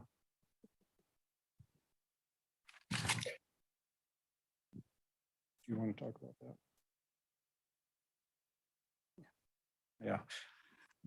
There's a lot of other things. I think what we'll do is we'll just open it up to questions. If there's any concerns that anybody has here, we'll be glad to ask them. We could probably go on a rebuttal for a long time, but we'll open it up to any questions you have. I do have one question real quick. I know on the ITD letter to us, that says the applicant is working with Spring Valley Development, north of said, whatever it's called now, north of said project, to incorporate the right turn lane for Dude DeWalt or Dude Cellars Winery and Event Center into Spring Valley's project. Please contact Rudolph. So the things that you were talking about that you're doing now, is that the result of this? Correct. Yes. So ITD is asking you for that right turn, and then you have that southbound left turn lane in there. Yeah, that is correct. When the letter was written, they hadn't finished the engineering yet. So the engineering includes a left turn lane and a right turn lane. Okay. Thank you. Questions of the applicant? Yeah, go ahead, Kevin Wheelock. Councilman Wheelock. I thought he had the green light on, so I was holding. I don't know how to ask my question yet. Okay. So in the conversations and in the comments have been made, the changes requested from 100 to 125. Why? What does that change? Well, we feel that at 100 people, and occasionally we'll get 100 people that come, it just opens up it opens up the door for more questions from our neighbors or people who don't want to see this happen. There's going to be more head counting. At 125, we feel that it gives us what we need in order to always be in compliance without looking over our back every time that have some type of an activity going on up at the winery. The other question I had was some of the people in support said the noise shuts off at 7 PM. Is that daily? Is that weekly? Is that weekends? What is that? Well, we're open, right now, we're open. Wednesday, Thursday, Friday, and Saturday. We're open on Wednesdays from noon to 6 PM. And that's Wednesdays and Thursdays. Friday and Saturdays, we are open until 8 PM. When we have music, we start generally at 4 o'clock and we end at 7 o'clock. We do that for our own sanity as well, because we live on the property. So that is, that's kind of how we operate the winery right now. Mondays, Sundays, we don't do anything at the winery unless we have some friends that want just come over and have a small private party or something like that. Mondays and Tuesdays are held for if there's some type of a local community deal that they want to have some type of an office meeting or something like that, even though that's happened very, very seldom. But our regular hours are Wednesday, Thursday, Friday, and Saturday. So I'm not sure if I answered your question there or not. Yeah. Okay, you got further questions? Okay, Councilman Hershey? Oh, thank you, sir. I'm not sure how to ask this. I'm just start rambling like I do. But you exist. I mean, if I was to go there, I'd see all the things we just saw right there, correct? So other than the 13 stipulations we're going to add on to you, what's really changing? I mean, what's really changing? I'm trying to figure this out. I mean, I hear this opposition. It's like you don't exist and we don't want you. Well, I can tell they don't want you, but you're there. And so I'm trying to figure out what is really changing. Just the applicant can speak, guys, up here. I mean, I don't know how else to ask that. I mean, you're. Well, I guess the really, question is anything changing? yeah, no, really, very little is changing. Regarding the buildings and the increase of size, as John had mentioned, are due to things that we've learned and a little bit of growth that we've seen. We were supposed to be able to administratively change or add 20% to the size of the buildings for Ada County, but they denied that request. So that kind of opened the door to look into Star. So, and along with moving the buildings, if we move the taste or the storage building, it's actually going to move it to where it'll be very, very difficult to be seen from our neighbors. Where before, in the current location, it's right down in broad daylight. So that would be an advantage to them. As far as the only other change that we've asked for really of significance is going from 100 to 125 on the small event size. And Which- it even states that you'd have to give notice of that. Anything over that, we're going to have to give notice. That's correct. Okay. Any further questions to Councilman Hershey? No, not at all. Councilman Nielsen? Thank you, Mr. Mayor. Have you ever been cited for any of the violations that were brought up tonight? No, we have not. Ever investigated? Yeah, we've I mean, had by an official yes, law we've had enforcement entity? compliance officers come out several times to our property. Thank you. Anything further? Okay, I do have a question of staff though, just real quick, just to clarify something here. In the rural residential district, that was a comment that was being made. It does say in here, I'm just going to read what huge manicured rural residential lots are discouraged and therefore manicured home site areas. And these properties should not exceed a half acre. Uses may include active agriculture, viticulture, equestrian, and residential. It goes on to further say that you can utilize commercial uses as specified in table 83A3, which lists winery as a conditional use and the event center, public or private as conditional use. So everything that we're listening to tonight fits all of the description in our code. That's correct. Okay, thank you. All right, any further questions of the applicant? Okay, hearing none. I have one more. Okay, Councilman Wheelock has one more comment. question. Are you willing to continue to commit to the levels of times that you've already stated in your application and in your testimony so that it stays? From 10 At 7 a.m. to 10 p.m. Is that your question? 10 a.m. to 7 p.m.? Is that? No, well, our application states 10 a.m. to 10 p.m. That's what we're currently under with Ada County, except for Mondays and Tuesdays for the large events. And yes, we are willing to continue with that.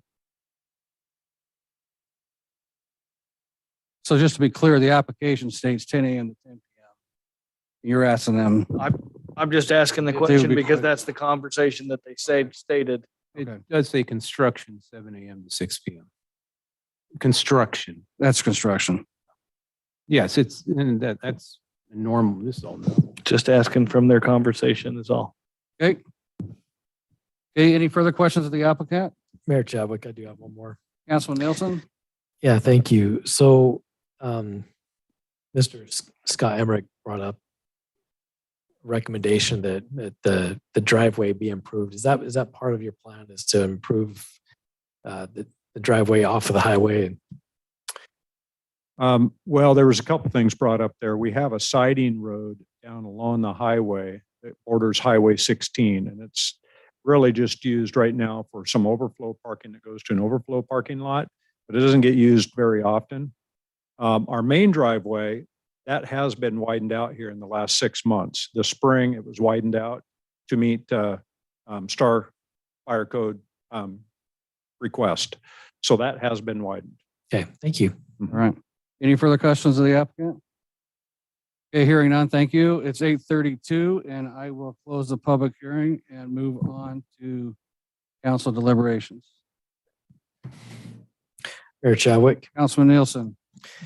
So I also pulled up and looked at the schedule in our city code, and just want to note that, well, I guess I don't need to note it. You already noted that this is in compliance with our zoning ordinances. As far as a conditioned use permit, appreciate Councilman Hershey's sentiment that, look, this is a business that exists and is operating today. And apparently it's a business that exists in Mayberry. So I guess maybe Star does have some Mayberry in it, potentially. Look, I really appreciate the testimony of everybody here tonight, both for and against. It's what these proceedings are about, and it's the way the community comes together, and it helps us to make the best possible decision. As I look at this, for the reasons I've already stated, I'm in support of the application. I want to call out. Let me find it here.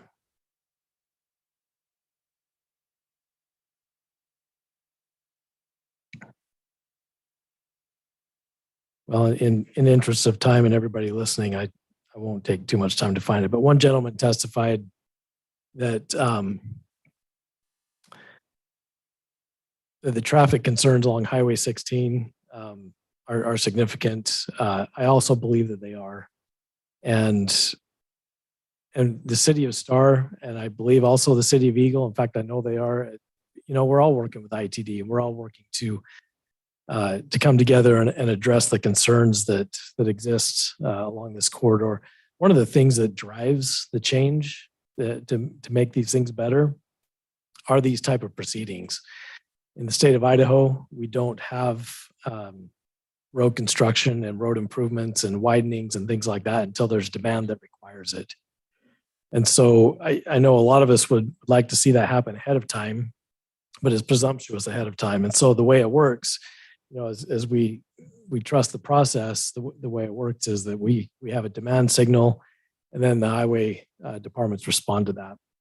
The city of Star, we're not able to place requirements upon an applicant that requires ITD to do something in order for our approval to happen. We don't have the authority to bind ITD that way. So while I agree that there are improvements that need to be made, I'm trusting the process and trusting our partner at ITD to follow their process and to make this applicant and all applicants along there comply with whatever in their professional interest is or professional opinion is required to make that as safe as possible along there. So I'm satisfied that the applicant has been working with those agencies to understand what those things are, and that they will, they'll be required to comply regardless. One of the things I like about bringing an existing business, it's kind of in the rural residential into the city of Star. I think that it offers a little more protection for some of the neighbors. Our code enforcement officers are a lot more active than Ada counties. And so if there are code violations, then the Bucherts are going to, have to answer to our code enforcement officers probably a lot easier than they would for Ada counties. So let's see if I had any other thought on that. Well, I can leave it at that for now and see what the other folks on the council think. Any further comments, motions? Questions of staff? Mr. Mayor, Councilman Wheelock? other than the conversation of 100 people to 200 or 125 people, I don't see it changing what's already existing a ton, other than they're going to add the turn lanes, left turn and right turn for the safety both of their patrons and people passing by. I agree, safety at the bottom of the hill is probably my most important issue overall. The residential farming vineyards, and I agree that the Right to Farm Act is probably the important part also for me. But that's where I stand. Okay. Any further discussion, motions? Mayor Chadwick. Councilman Nielsen? Just one more thought, and I'll make a motion here that kind of related to what Councilman Wheelock shared, that, along a highway is a great place to have a business. And when it comes to a winery, there's not too many places that you can zone commercial and then successfully have a vineyard. And it makes sense to have that winery adjacent to it, which is why that's the conditional use in our code. So with that, I'm going to make a motion that we approve this application and welcome the Bucherts and Dude DeWalt sellers into the city of Star, having found that the application is consistent with our comprehensive plan and zoning ordinances, and with the conditions of approval. 13 conditions of right? approval that are listed in the staff report. More than that? Oh, I'm sorry, 26 plus 13. 13 additional. Oh, 13 additional. Thank you. I was just going to reference them generally. Okay, gotcha. But yes, with those and direct staff to find findings of fact and conclusions of law. Okay, we got a motion. Do we have a second? I'll second that. We have a motion and a second. Any further discussion? Hearing none, roll call. Hershey. Aye. Wheelock. Aye. Nielsen. Aye. Okay, that motion carries. Welcome to Star. It's 8:40. We're going to take a 5-minute recess so everybody can leave that chooses to leave before we move on. So we're going to take a recess to 8:45.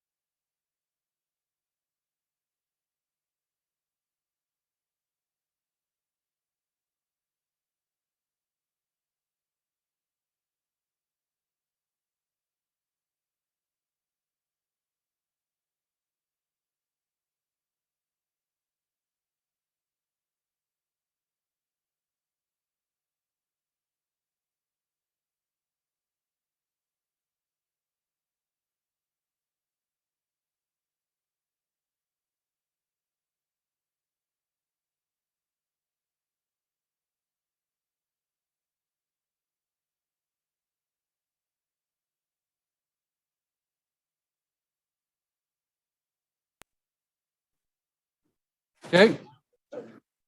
Yeah. It's 8:45. We're going to call this city council meeting back to order. We're going to move on to the second public hearing on the docket tonight, the Inspirato commercial annexation. We will have Sean present real quick and then open it up to the applicant. All the same rules apply as the previous. I'm sorry, 8:45, we're opening up the meeting. I'm going to ask the council if you have any ex parte contact. None. No. Hearing none, Sean, the floor is yours. Thank you, Mr. Mayor, Council. You have before you application by Inspirato, or called Inspirato Commercial Annexation, and it is an annexation zoning with a designation of mixed use and a development agreement. The application was submitted meeting the requirements of the Unified Development Code. Agency transmittals were taken care of. Legal notices, site posting have all been completed in compliance with the Unified Development Code. The application was reviewed for compliance with the city comprehensive plan and zoning ordinance, including the south of the river plan. There are no outstanding issues, and staff is recommending approval with conditions. Property is located on West Chinden Boulevard at the northeast corner of Star Road and Chinden Highway 2026. The circled areas, whoops, moved over a little bit up, sorry. The circled areas are the two parcels in question that are going to be requested to be annexed and zoned mixed use. And we have a small roadway parcel that is also within this application request. Staff is recommending that we just make that a mixed use designation as well. No, it's a roadway, just for consistency. It'll be a future roadway. Okay. The extension of Old School as it connects into the existing and developing Inspirato subdivision, which is on the screen right there. So again, there's that strip right there. And these are the two parcels that are being requested for annexation. All right, and how big is that piece there? That's a bigger square? It's 4.22. And the other one makes up the rest of the 526? Yeah. Okay. All right. Just want to make sure I was clear on that. Thank you. That's all staff has. Okay. We have the applicant here. You can state your name and address, please, for the record. You got to update your clock there, Sean. Sean? Oh. Yeah. Well, put it on 20 just to make it. All right. All right. Please state your name and address for the record. Nicolette Womack, Kimley Horn. Can you pull up that microphone to you? Because it's not, this top part here, I think you could move. Okay. Don't want to break it. You won't break it. It's flexible. We could buy another. Better? Yep. Okay. Nicolette Womack, address is 1100 West Idaho Street, Suite 210, Boise, Idaho 83702. Okay, thank you. Can we grab our PowerPoint real quick? Sean, can you put up their presentation? Thank you.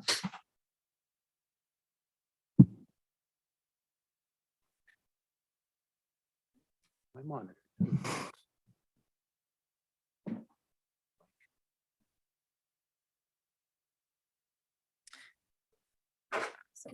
Perfect. Thank you. Mayor, council members, thank you for your time tonight. We're here before you with a next phase of Inspirato subdivision. Part of the applicant team includes Cody Daffer, project manager with Criterion, Teller Bard and Ian Conera are civil engineers with Kimley Horn, and I'm a planner with Kimley Horn.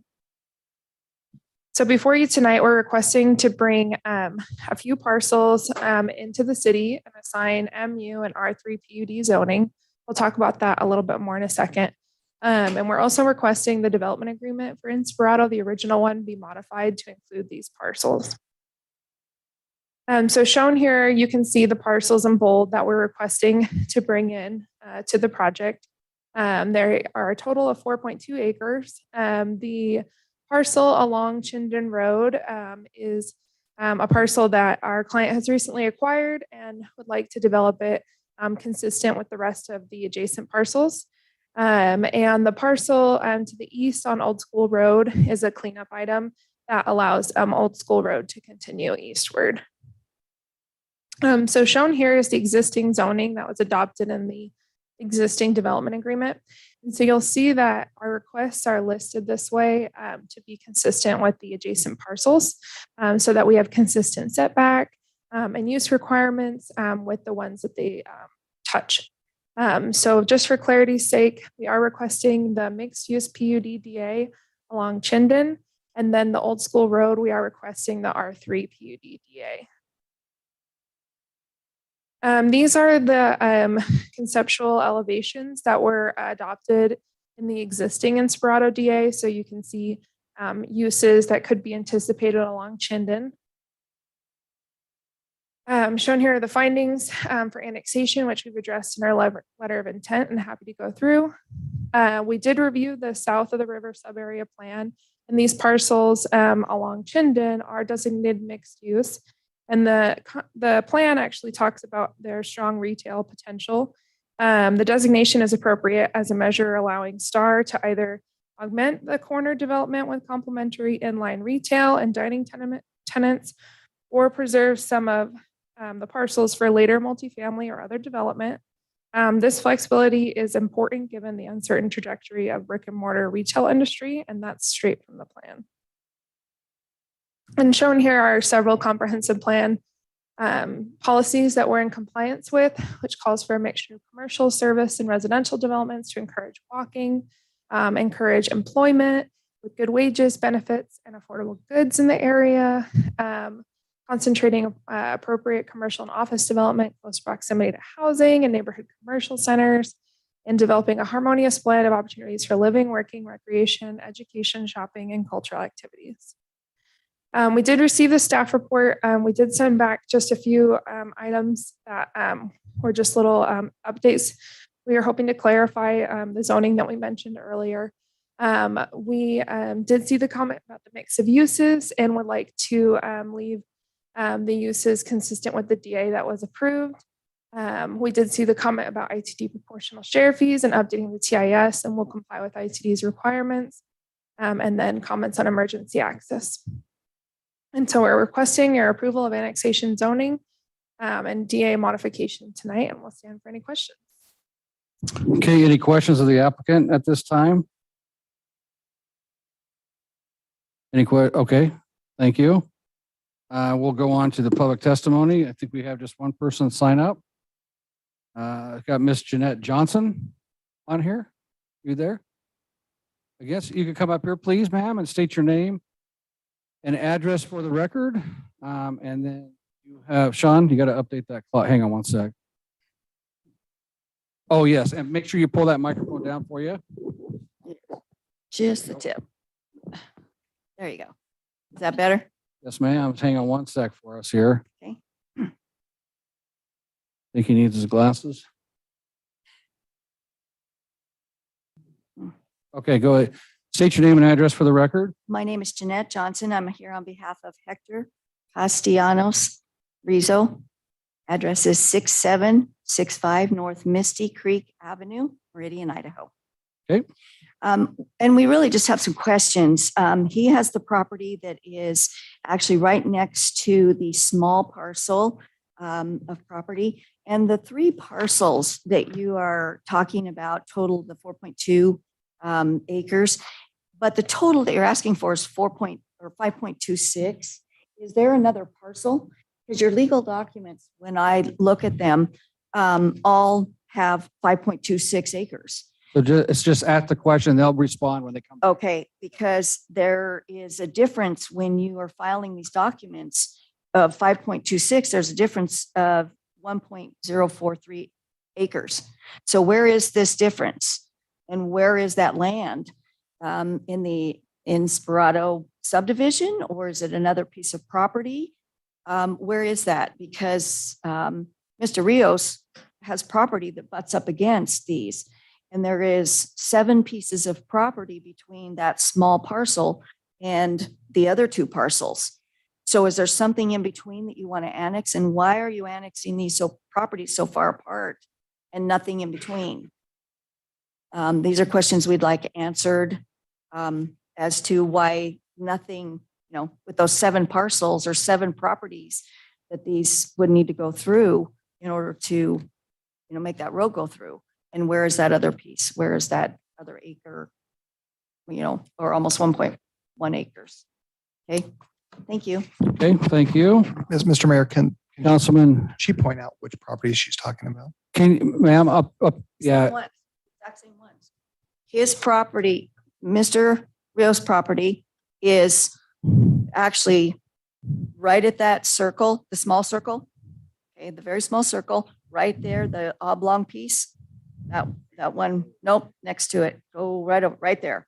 Okay. That piece of property is Mr. Rios, and he received the letter with all 3 parcel numbers. So I pulled all the legal documents and everything that pertain to all of this. And the total does come to the 4.2 acres. But in all of your legal documents that have been filed and everything that you guys have done and everything that you guys have approved through STAR, everything has the 5.26 acres. There's a difference of 1.043 acres. So where is that? So you've got a difference of land here. So they only listed three parcels. It's 4.217 acres. But they're asking for 5.26. Okay, we'll have the applicant answer. Yeah, that. where is that difference? If you're Okay. going to approve this, I would like the council to answer that also. If you're going to approve this, you would need to know where that other acre is. I would like this, I can't understand how you could approve something that is, there's a Mayor Chadwick. discrepancy. So we will, Councilman So- Nielsen. Yeah, I was just going to say to that, Yeah, this there's- is the first time that we see this. Yeah, We okay. rely on people like you to come and provide testimony so that we that's can why take I'm this all asking into because- consideration, Yeah. get it all out in the open in the public record and make Yeah, sure but those questions are answered. Documents are different also. I mean, what they've. So let's, they've presented so, to you so let's let them come up and talk to that. Okay. Okay? And explain. Yep. Yeah, great. All right. Thank you. All right. We have the applicant come up and answer those questions for us. Mayor, council members, sorry, I'm a little tall. Nicolette Womack with Kimberly Horn again. So the question was on the acreage. I was able to pull up the legal descriptions, which are certified by licensed surveyors. It does total the let me grab that exact number, 5.26 noted in the legal description of this permit. We did make note, there is a minor error in the report where it mentions the smaller amount. I believe the difference has to do with the right of way. When you annex, you usually annex to the center line. But the legal descriptions are licensed by a licensed surveyor. So the right of way from ITD took, you mean, or? No, when you annex property, you usually annex to the center line of Chinden. So it would go beyond the existing parcel line. So the parcel legal descriptions will be smaller, but you go to center line of road. We don't have gaps in them. Okay. All right.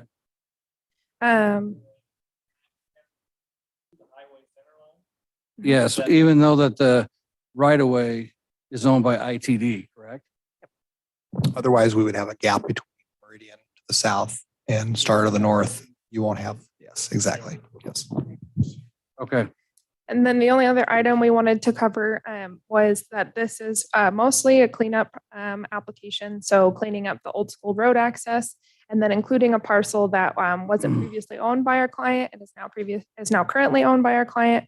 They would like to develop it consistently with the rest of the project. Okay. Questions of the applicant? Yeah, I do have some questions though. I'm going to ask some questions. So when we originally had this go through, I'm trying to remember, and I'm going to ask staff if they can help me with this. On the mixed use stuff that was along Chinden, can we pull up that map there, Sean? I thought we specifically talked about not putting any residential down there in that area.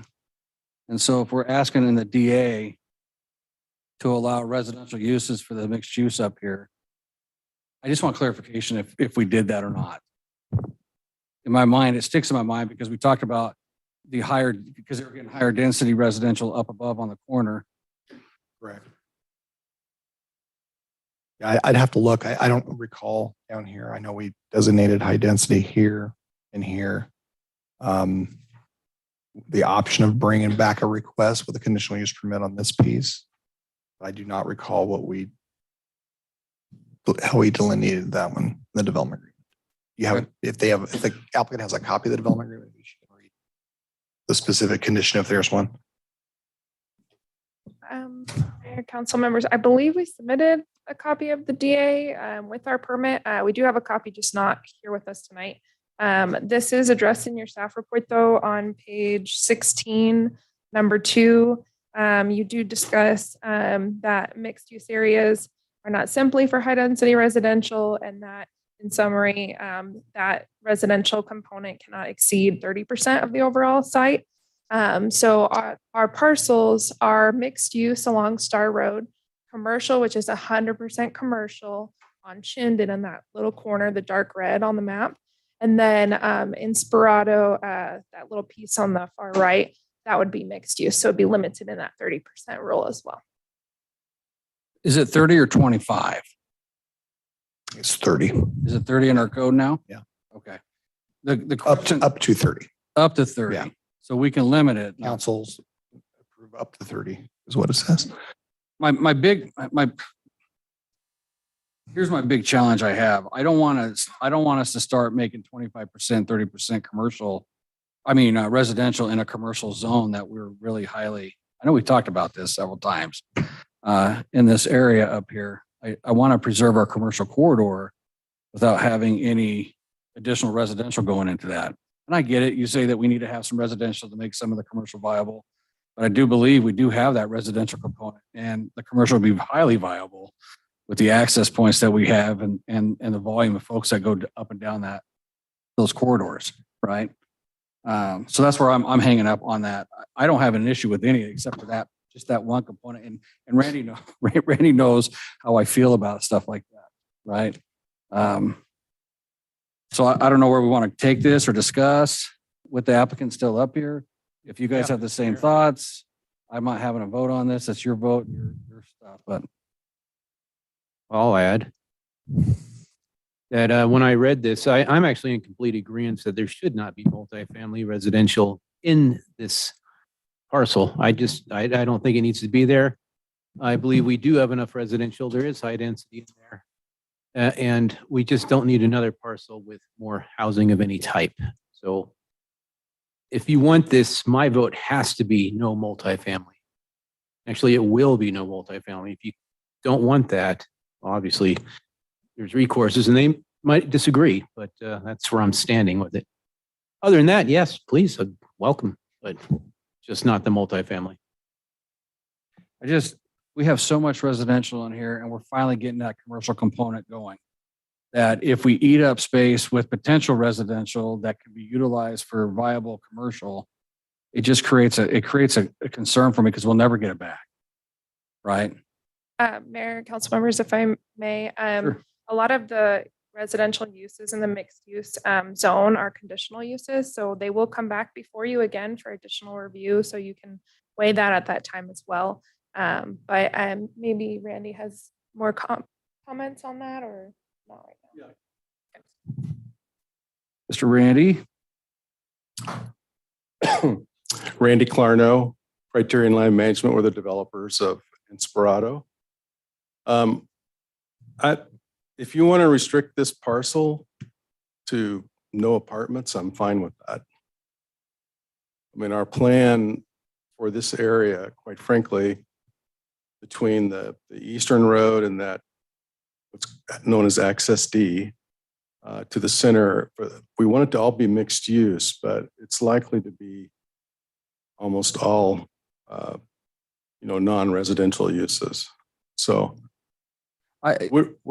we want to be sensitive. First of all, I understand the city's position to the best of my ability on commercial development. And I actually worked for a city 30 years ago that focused on commercial development to keep property taxes down. And I understand how that's really important. The reality is there's a lot of commercial here. Between mixed use and commercial, there's a lot of property here that may take a very long time to absorb.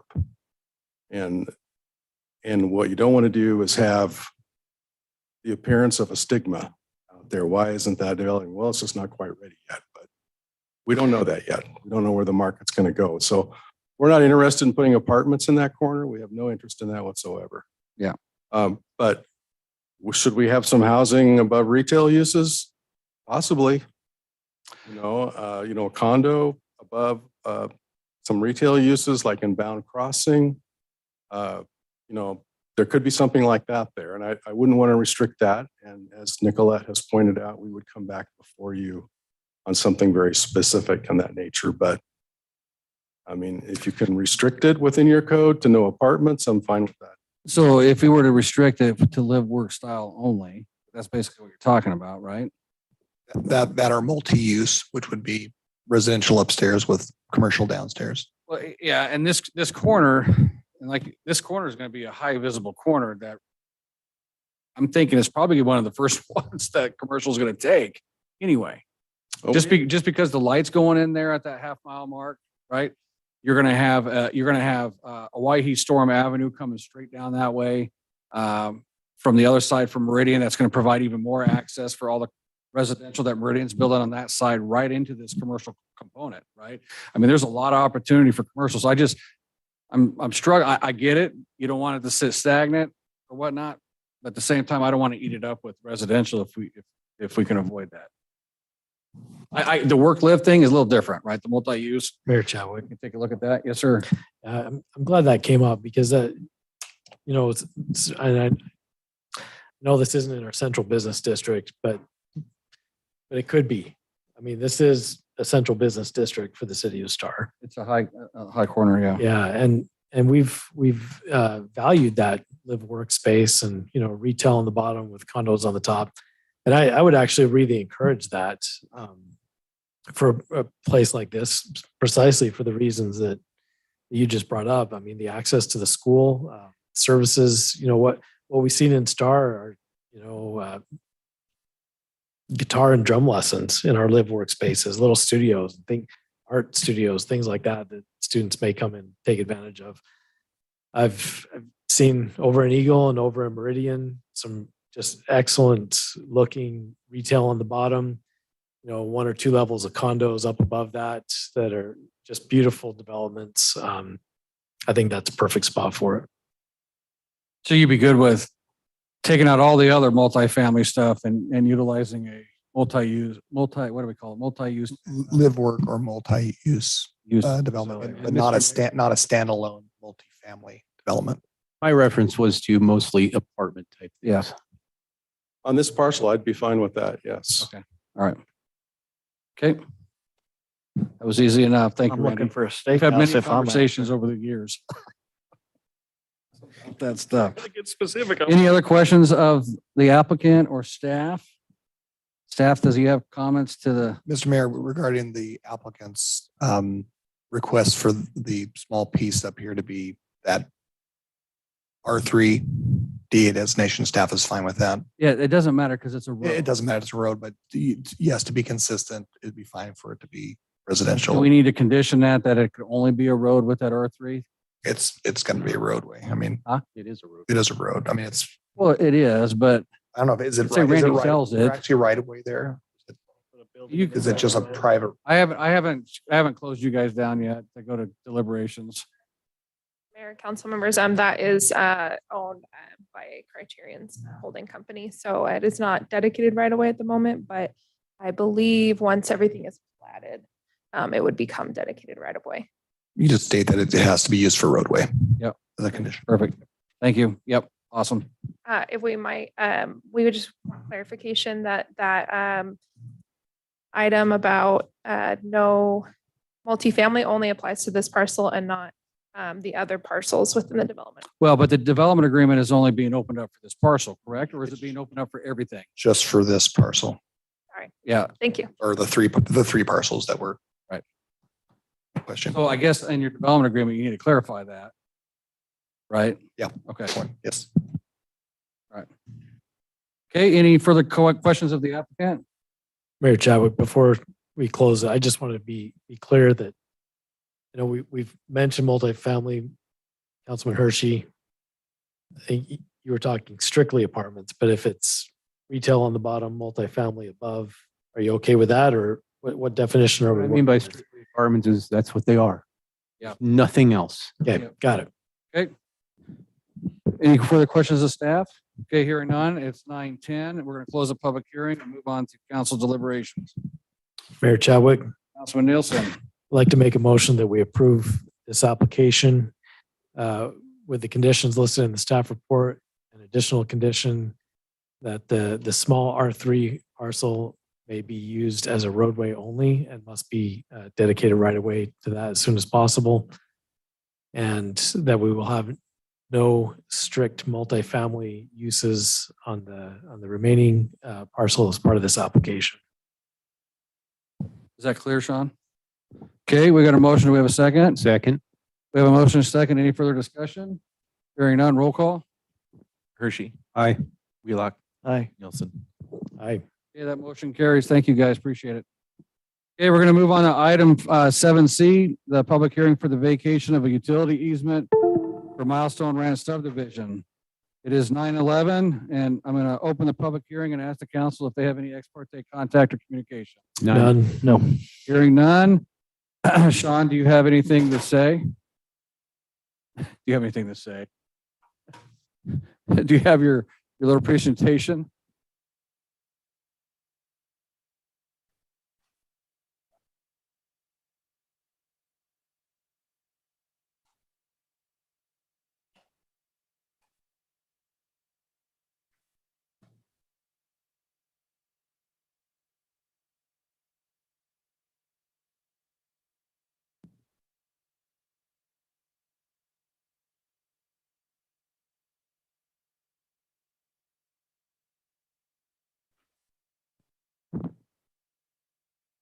Mr. Mayor, Council, thank you. Okay. The next application you have before you is a vacation of utility easements for the Milestone Ranch subdivision.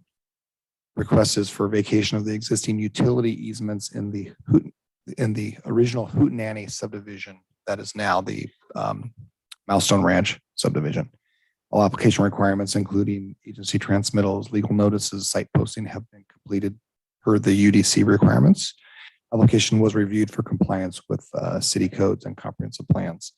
The exhibits that are in your staff report and packet include the waiver letters from the agencies having easements within the subdivision.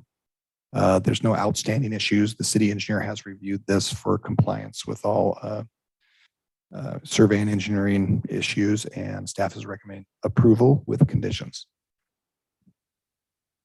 Okay, is the applicant here? And do they have a presentation? Yes. Okay. Oh, Sean has it up. Okay, very good. State your name and address, please, sir, for the record. Good evening, Mayor and council members. My name is Kyle Pruitt, 3103 West Sherrill Drive, Meridian, Idaho. I'm with Toll Brothers, who is the developer of Milestone Ranch subdivision. Oh, no, you're fine.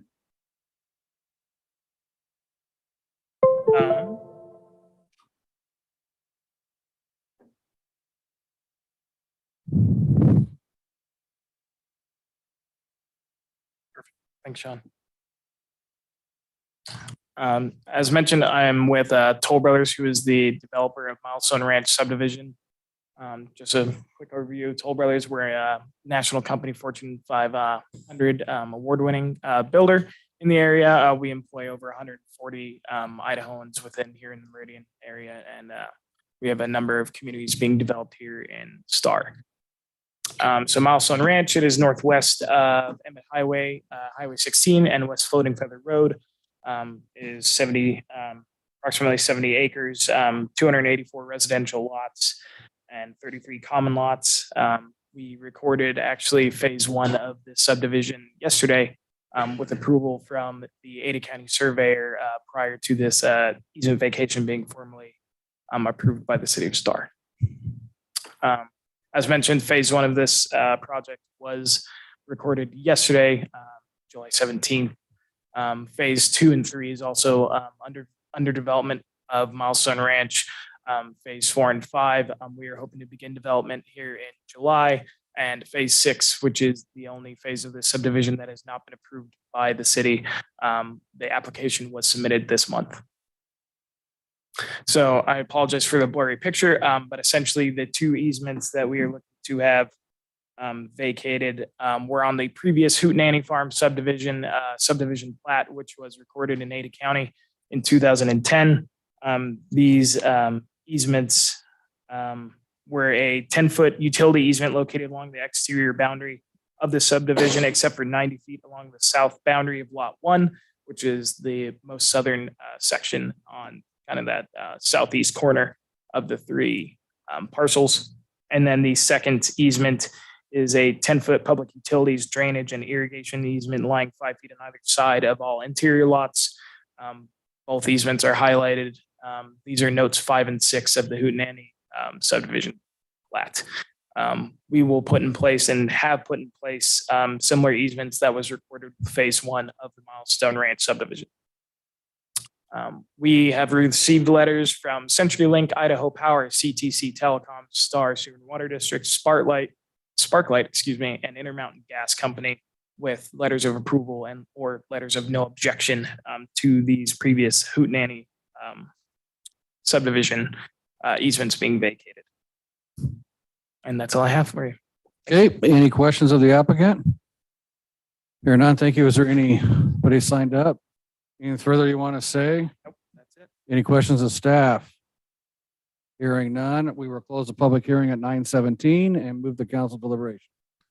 Mr. Mayor, Councilman Hershey. I believe he's listed everything for just fine. I'm just going to make a motion that we approve the vacation of the vacation of the utility easements for Milestone Ranch subdivision. Okay, we got a motion. Do we have a second? Mayor Chadwick, Councilman Nielsen. I second the motion. We have a motion, a second by Councilman Nielsen. Any further discussion? Hearing none, roll call. Hershey, Aye. Nielsen, Aye. Wheelock. Aye. That motion carries. Thank you. You threw me off for a minute. All right. Thank you. Okay, we're actually going to move on to item 6. We're going to move on to item 6D, the historical committee request. I'm sorry, guys. I forgot that was at the bottom of that. Otherwise, I would have threw you in before we went to the public hearings.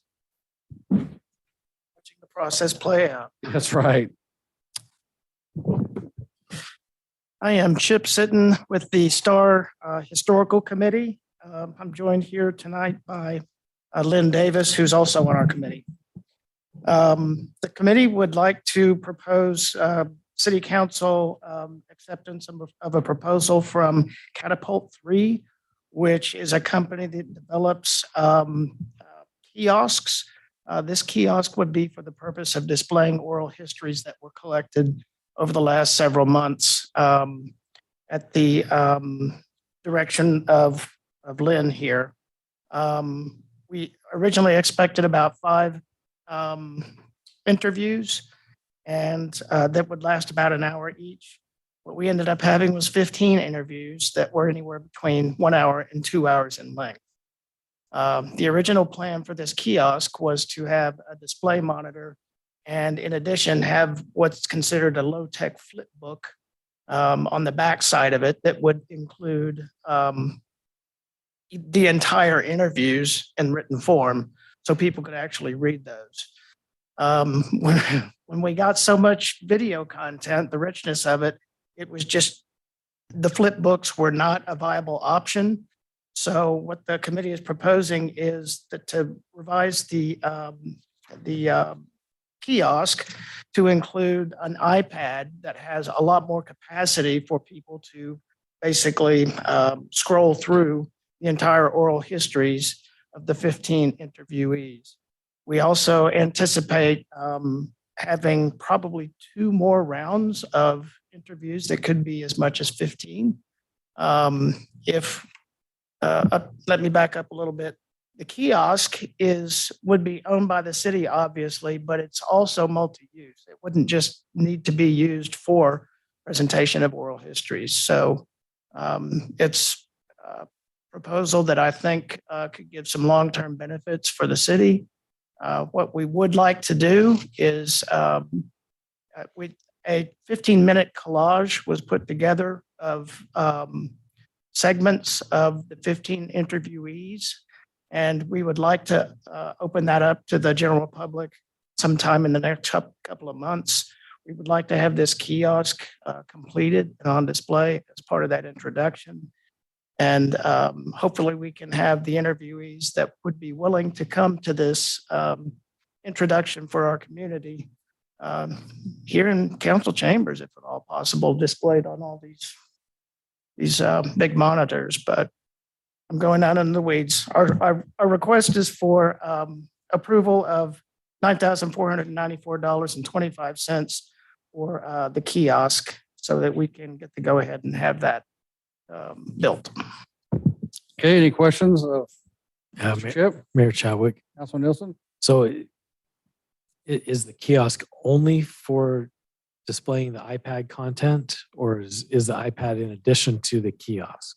I put iPad as part of the purchase. It would be built into the kiosk and would have hex keys that secure it. Or me?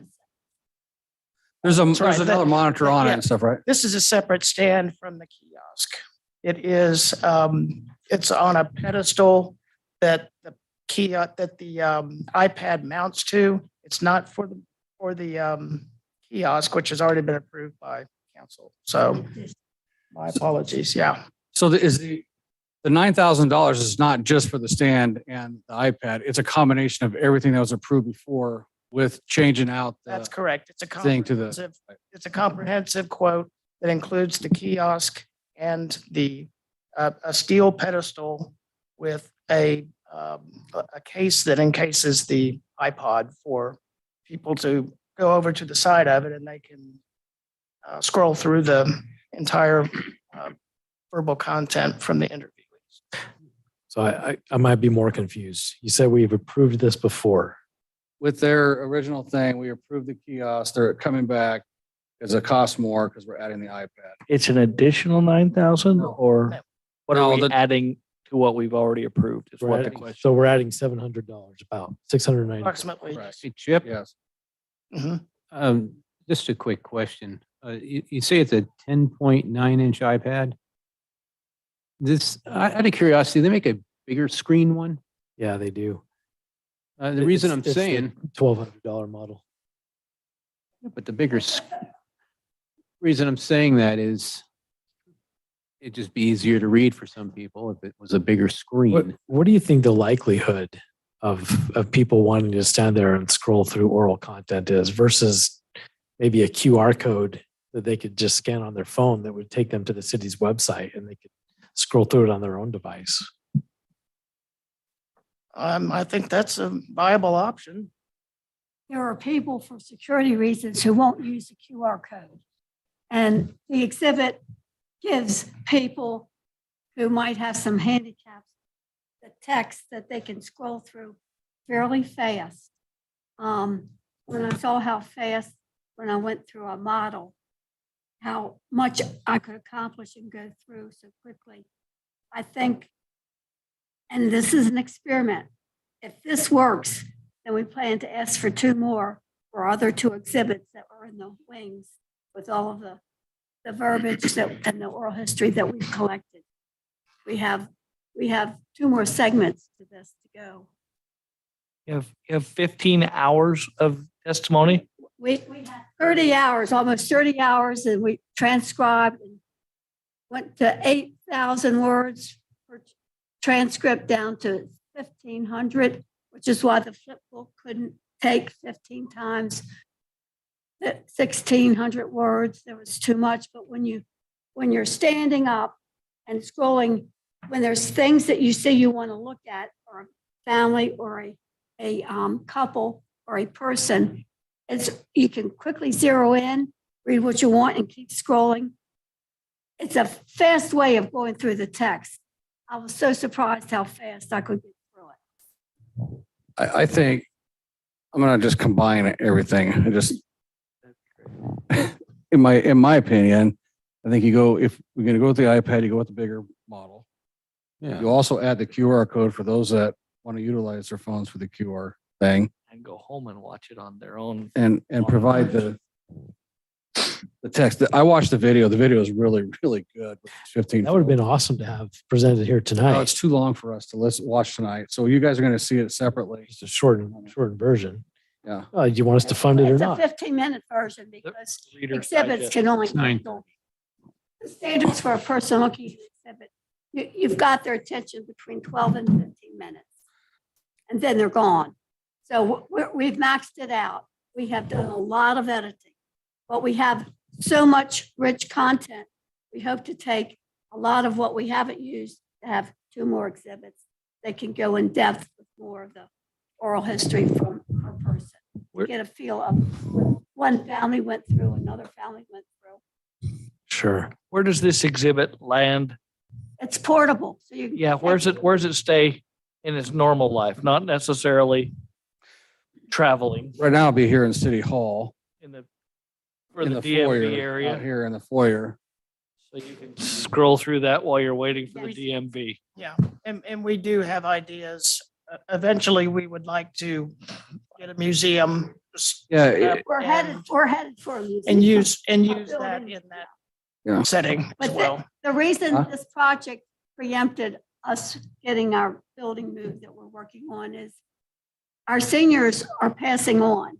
And we've already lost some really rich history with those who are no longer here. And as one of them said, Lynn, we're all headed for the nursing home. Get us fast. And we already have one person who now has home care. I mean, that's how quickly these 80, 90-year-olds are going. So we made the most important thing first because they're not going to be with us that much longer. But those would be separate proposals that we. Yeah, it'll be a separate proposal. So as of tonight, we needed to agree on. So we came up with so much. Once we get the text done, that's done. And we won't need to redo more layouts. This will get real easy, real fast if the mayor has a moment. Yes, I think I'm in favor of adding the iPad to this thing along with the QR code, because I didn't even think about that Kevin talked about. Well, we did on there. think about it, but we can add it, but it We shouldn't want be them, the only we're thing. gonna want them both. Yeah, huh? We want them both. Yeah, we want them both. It's easy. Kevin may not Bigger want them screen. both, but that's okay. Bigger screen. He's a different, We all win. for So- $1,500. Well, we like need, I said, it's an experiment. I'm going to be surprised if anybody stands there to flip through something for 15 minutes, but you need that. You need to register more cars. You know what? I'm just gonna put this to bed and make a motion that we pass this, or do we need to add $600 for the bigger screen? which you need I'm to add it. super in for favor- the- I think you go with the bigger screen if you're going to do it. Well, and it's an experiment, yes, but it's worthy and I like what they're doing. Yeah. So in your Maybe motion, submit it make, to make Sony it- archives. We think it's that good. Yeah. Say again, Councilman Nielsen? we don't have an exact price on the iPad. So Councilman Hershey, in your motion, make it around 15, not to exceed 1,500. All right, in my motion, I to get the iPad and the stand and not to exceed 1,500 unless 1,500 additional dollars. And if you do, just talk to city staff and the mayor. Give you Okay. some levity. All right. We got a motion. We have a second. Second. We have a motion and a second. Any further discussion? Okay, hearing none, roll call. Councilman Wheelock, sorry. Hershey. Aye. Bulock. Aye. Nielsen. I Okay, that motion carries. Thank you. Thank you. Appreciate it.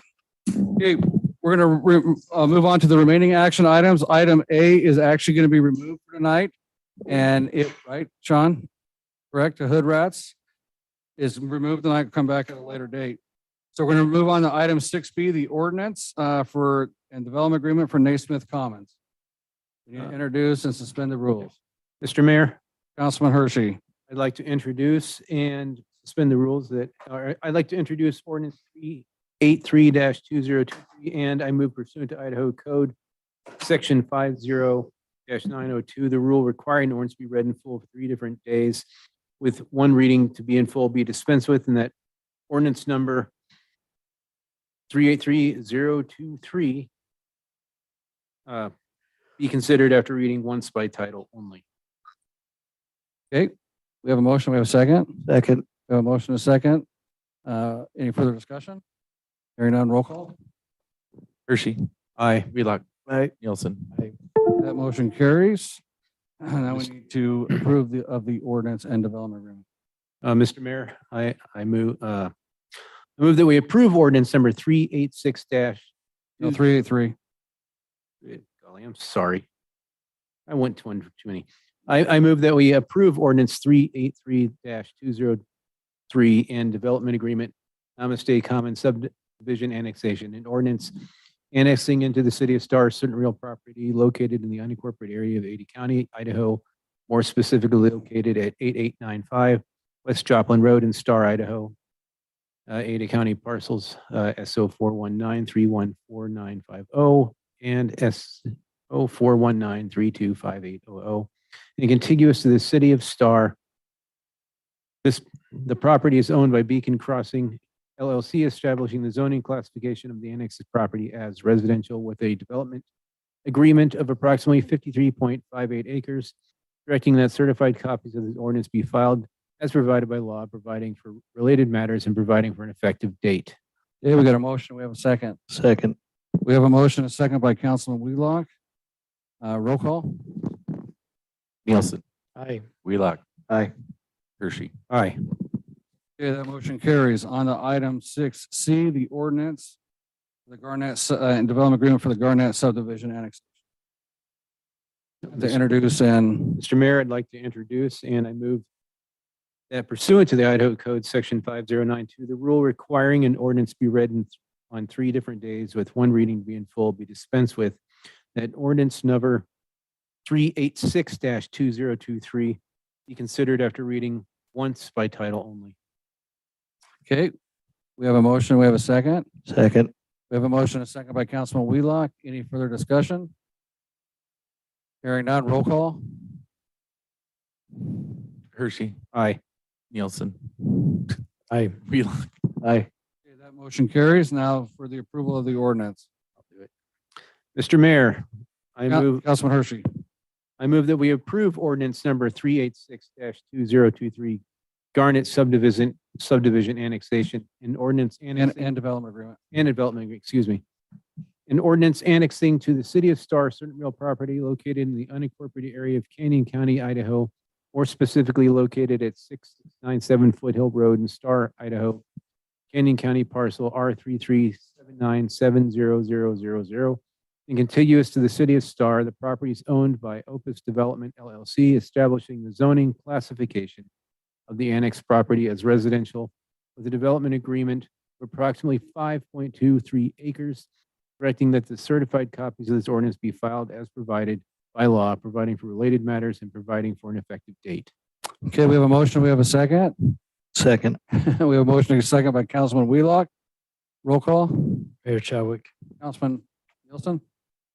does it matter if in the motion there was one less zero on the parcel number? I don't even know if we have to read that because it's in parentheses. Really, usually don't read that out loud. It doesn't matter. Yes. Let's correct the minutes with the additional 0. For years, I've been counting the zeros. I'm so glad to know it doesn't matter. In fact, when we do a really large one of these, I'm not reading 4,000 parcel numbers. Yeah. Yeah, Yeah. perfect. Roll call. Hershey, Aye. Wheelock, Aye. Nielsen. Aye. Okay, that motion carries. Thank you. It is 9:34. I believe we completed everything for tonight and we are adjourned. I'd just like to know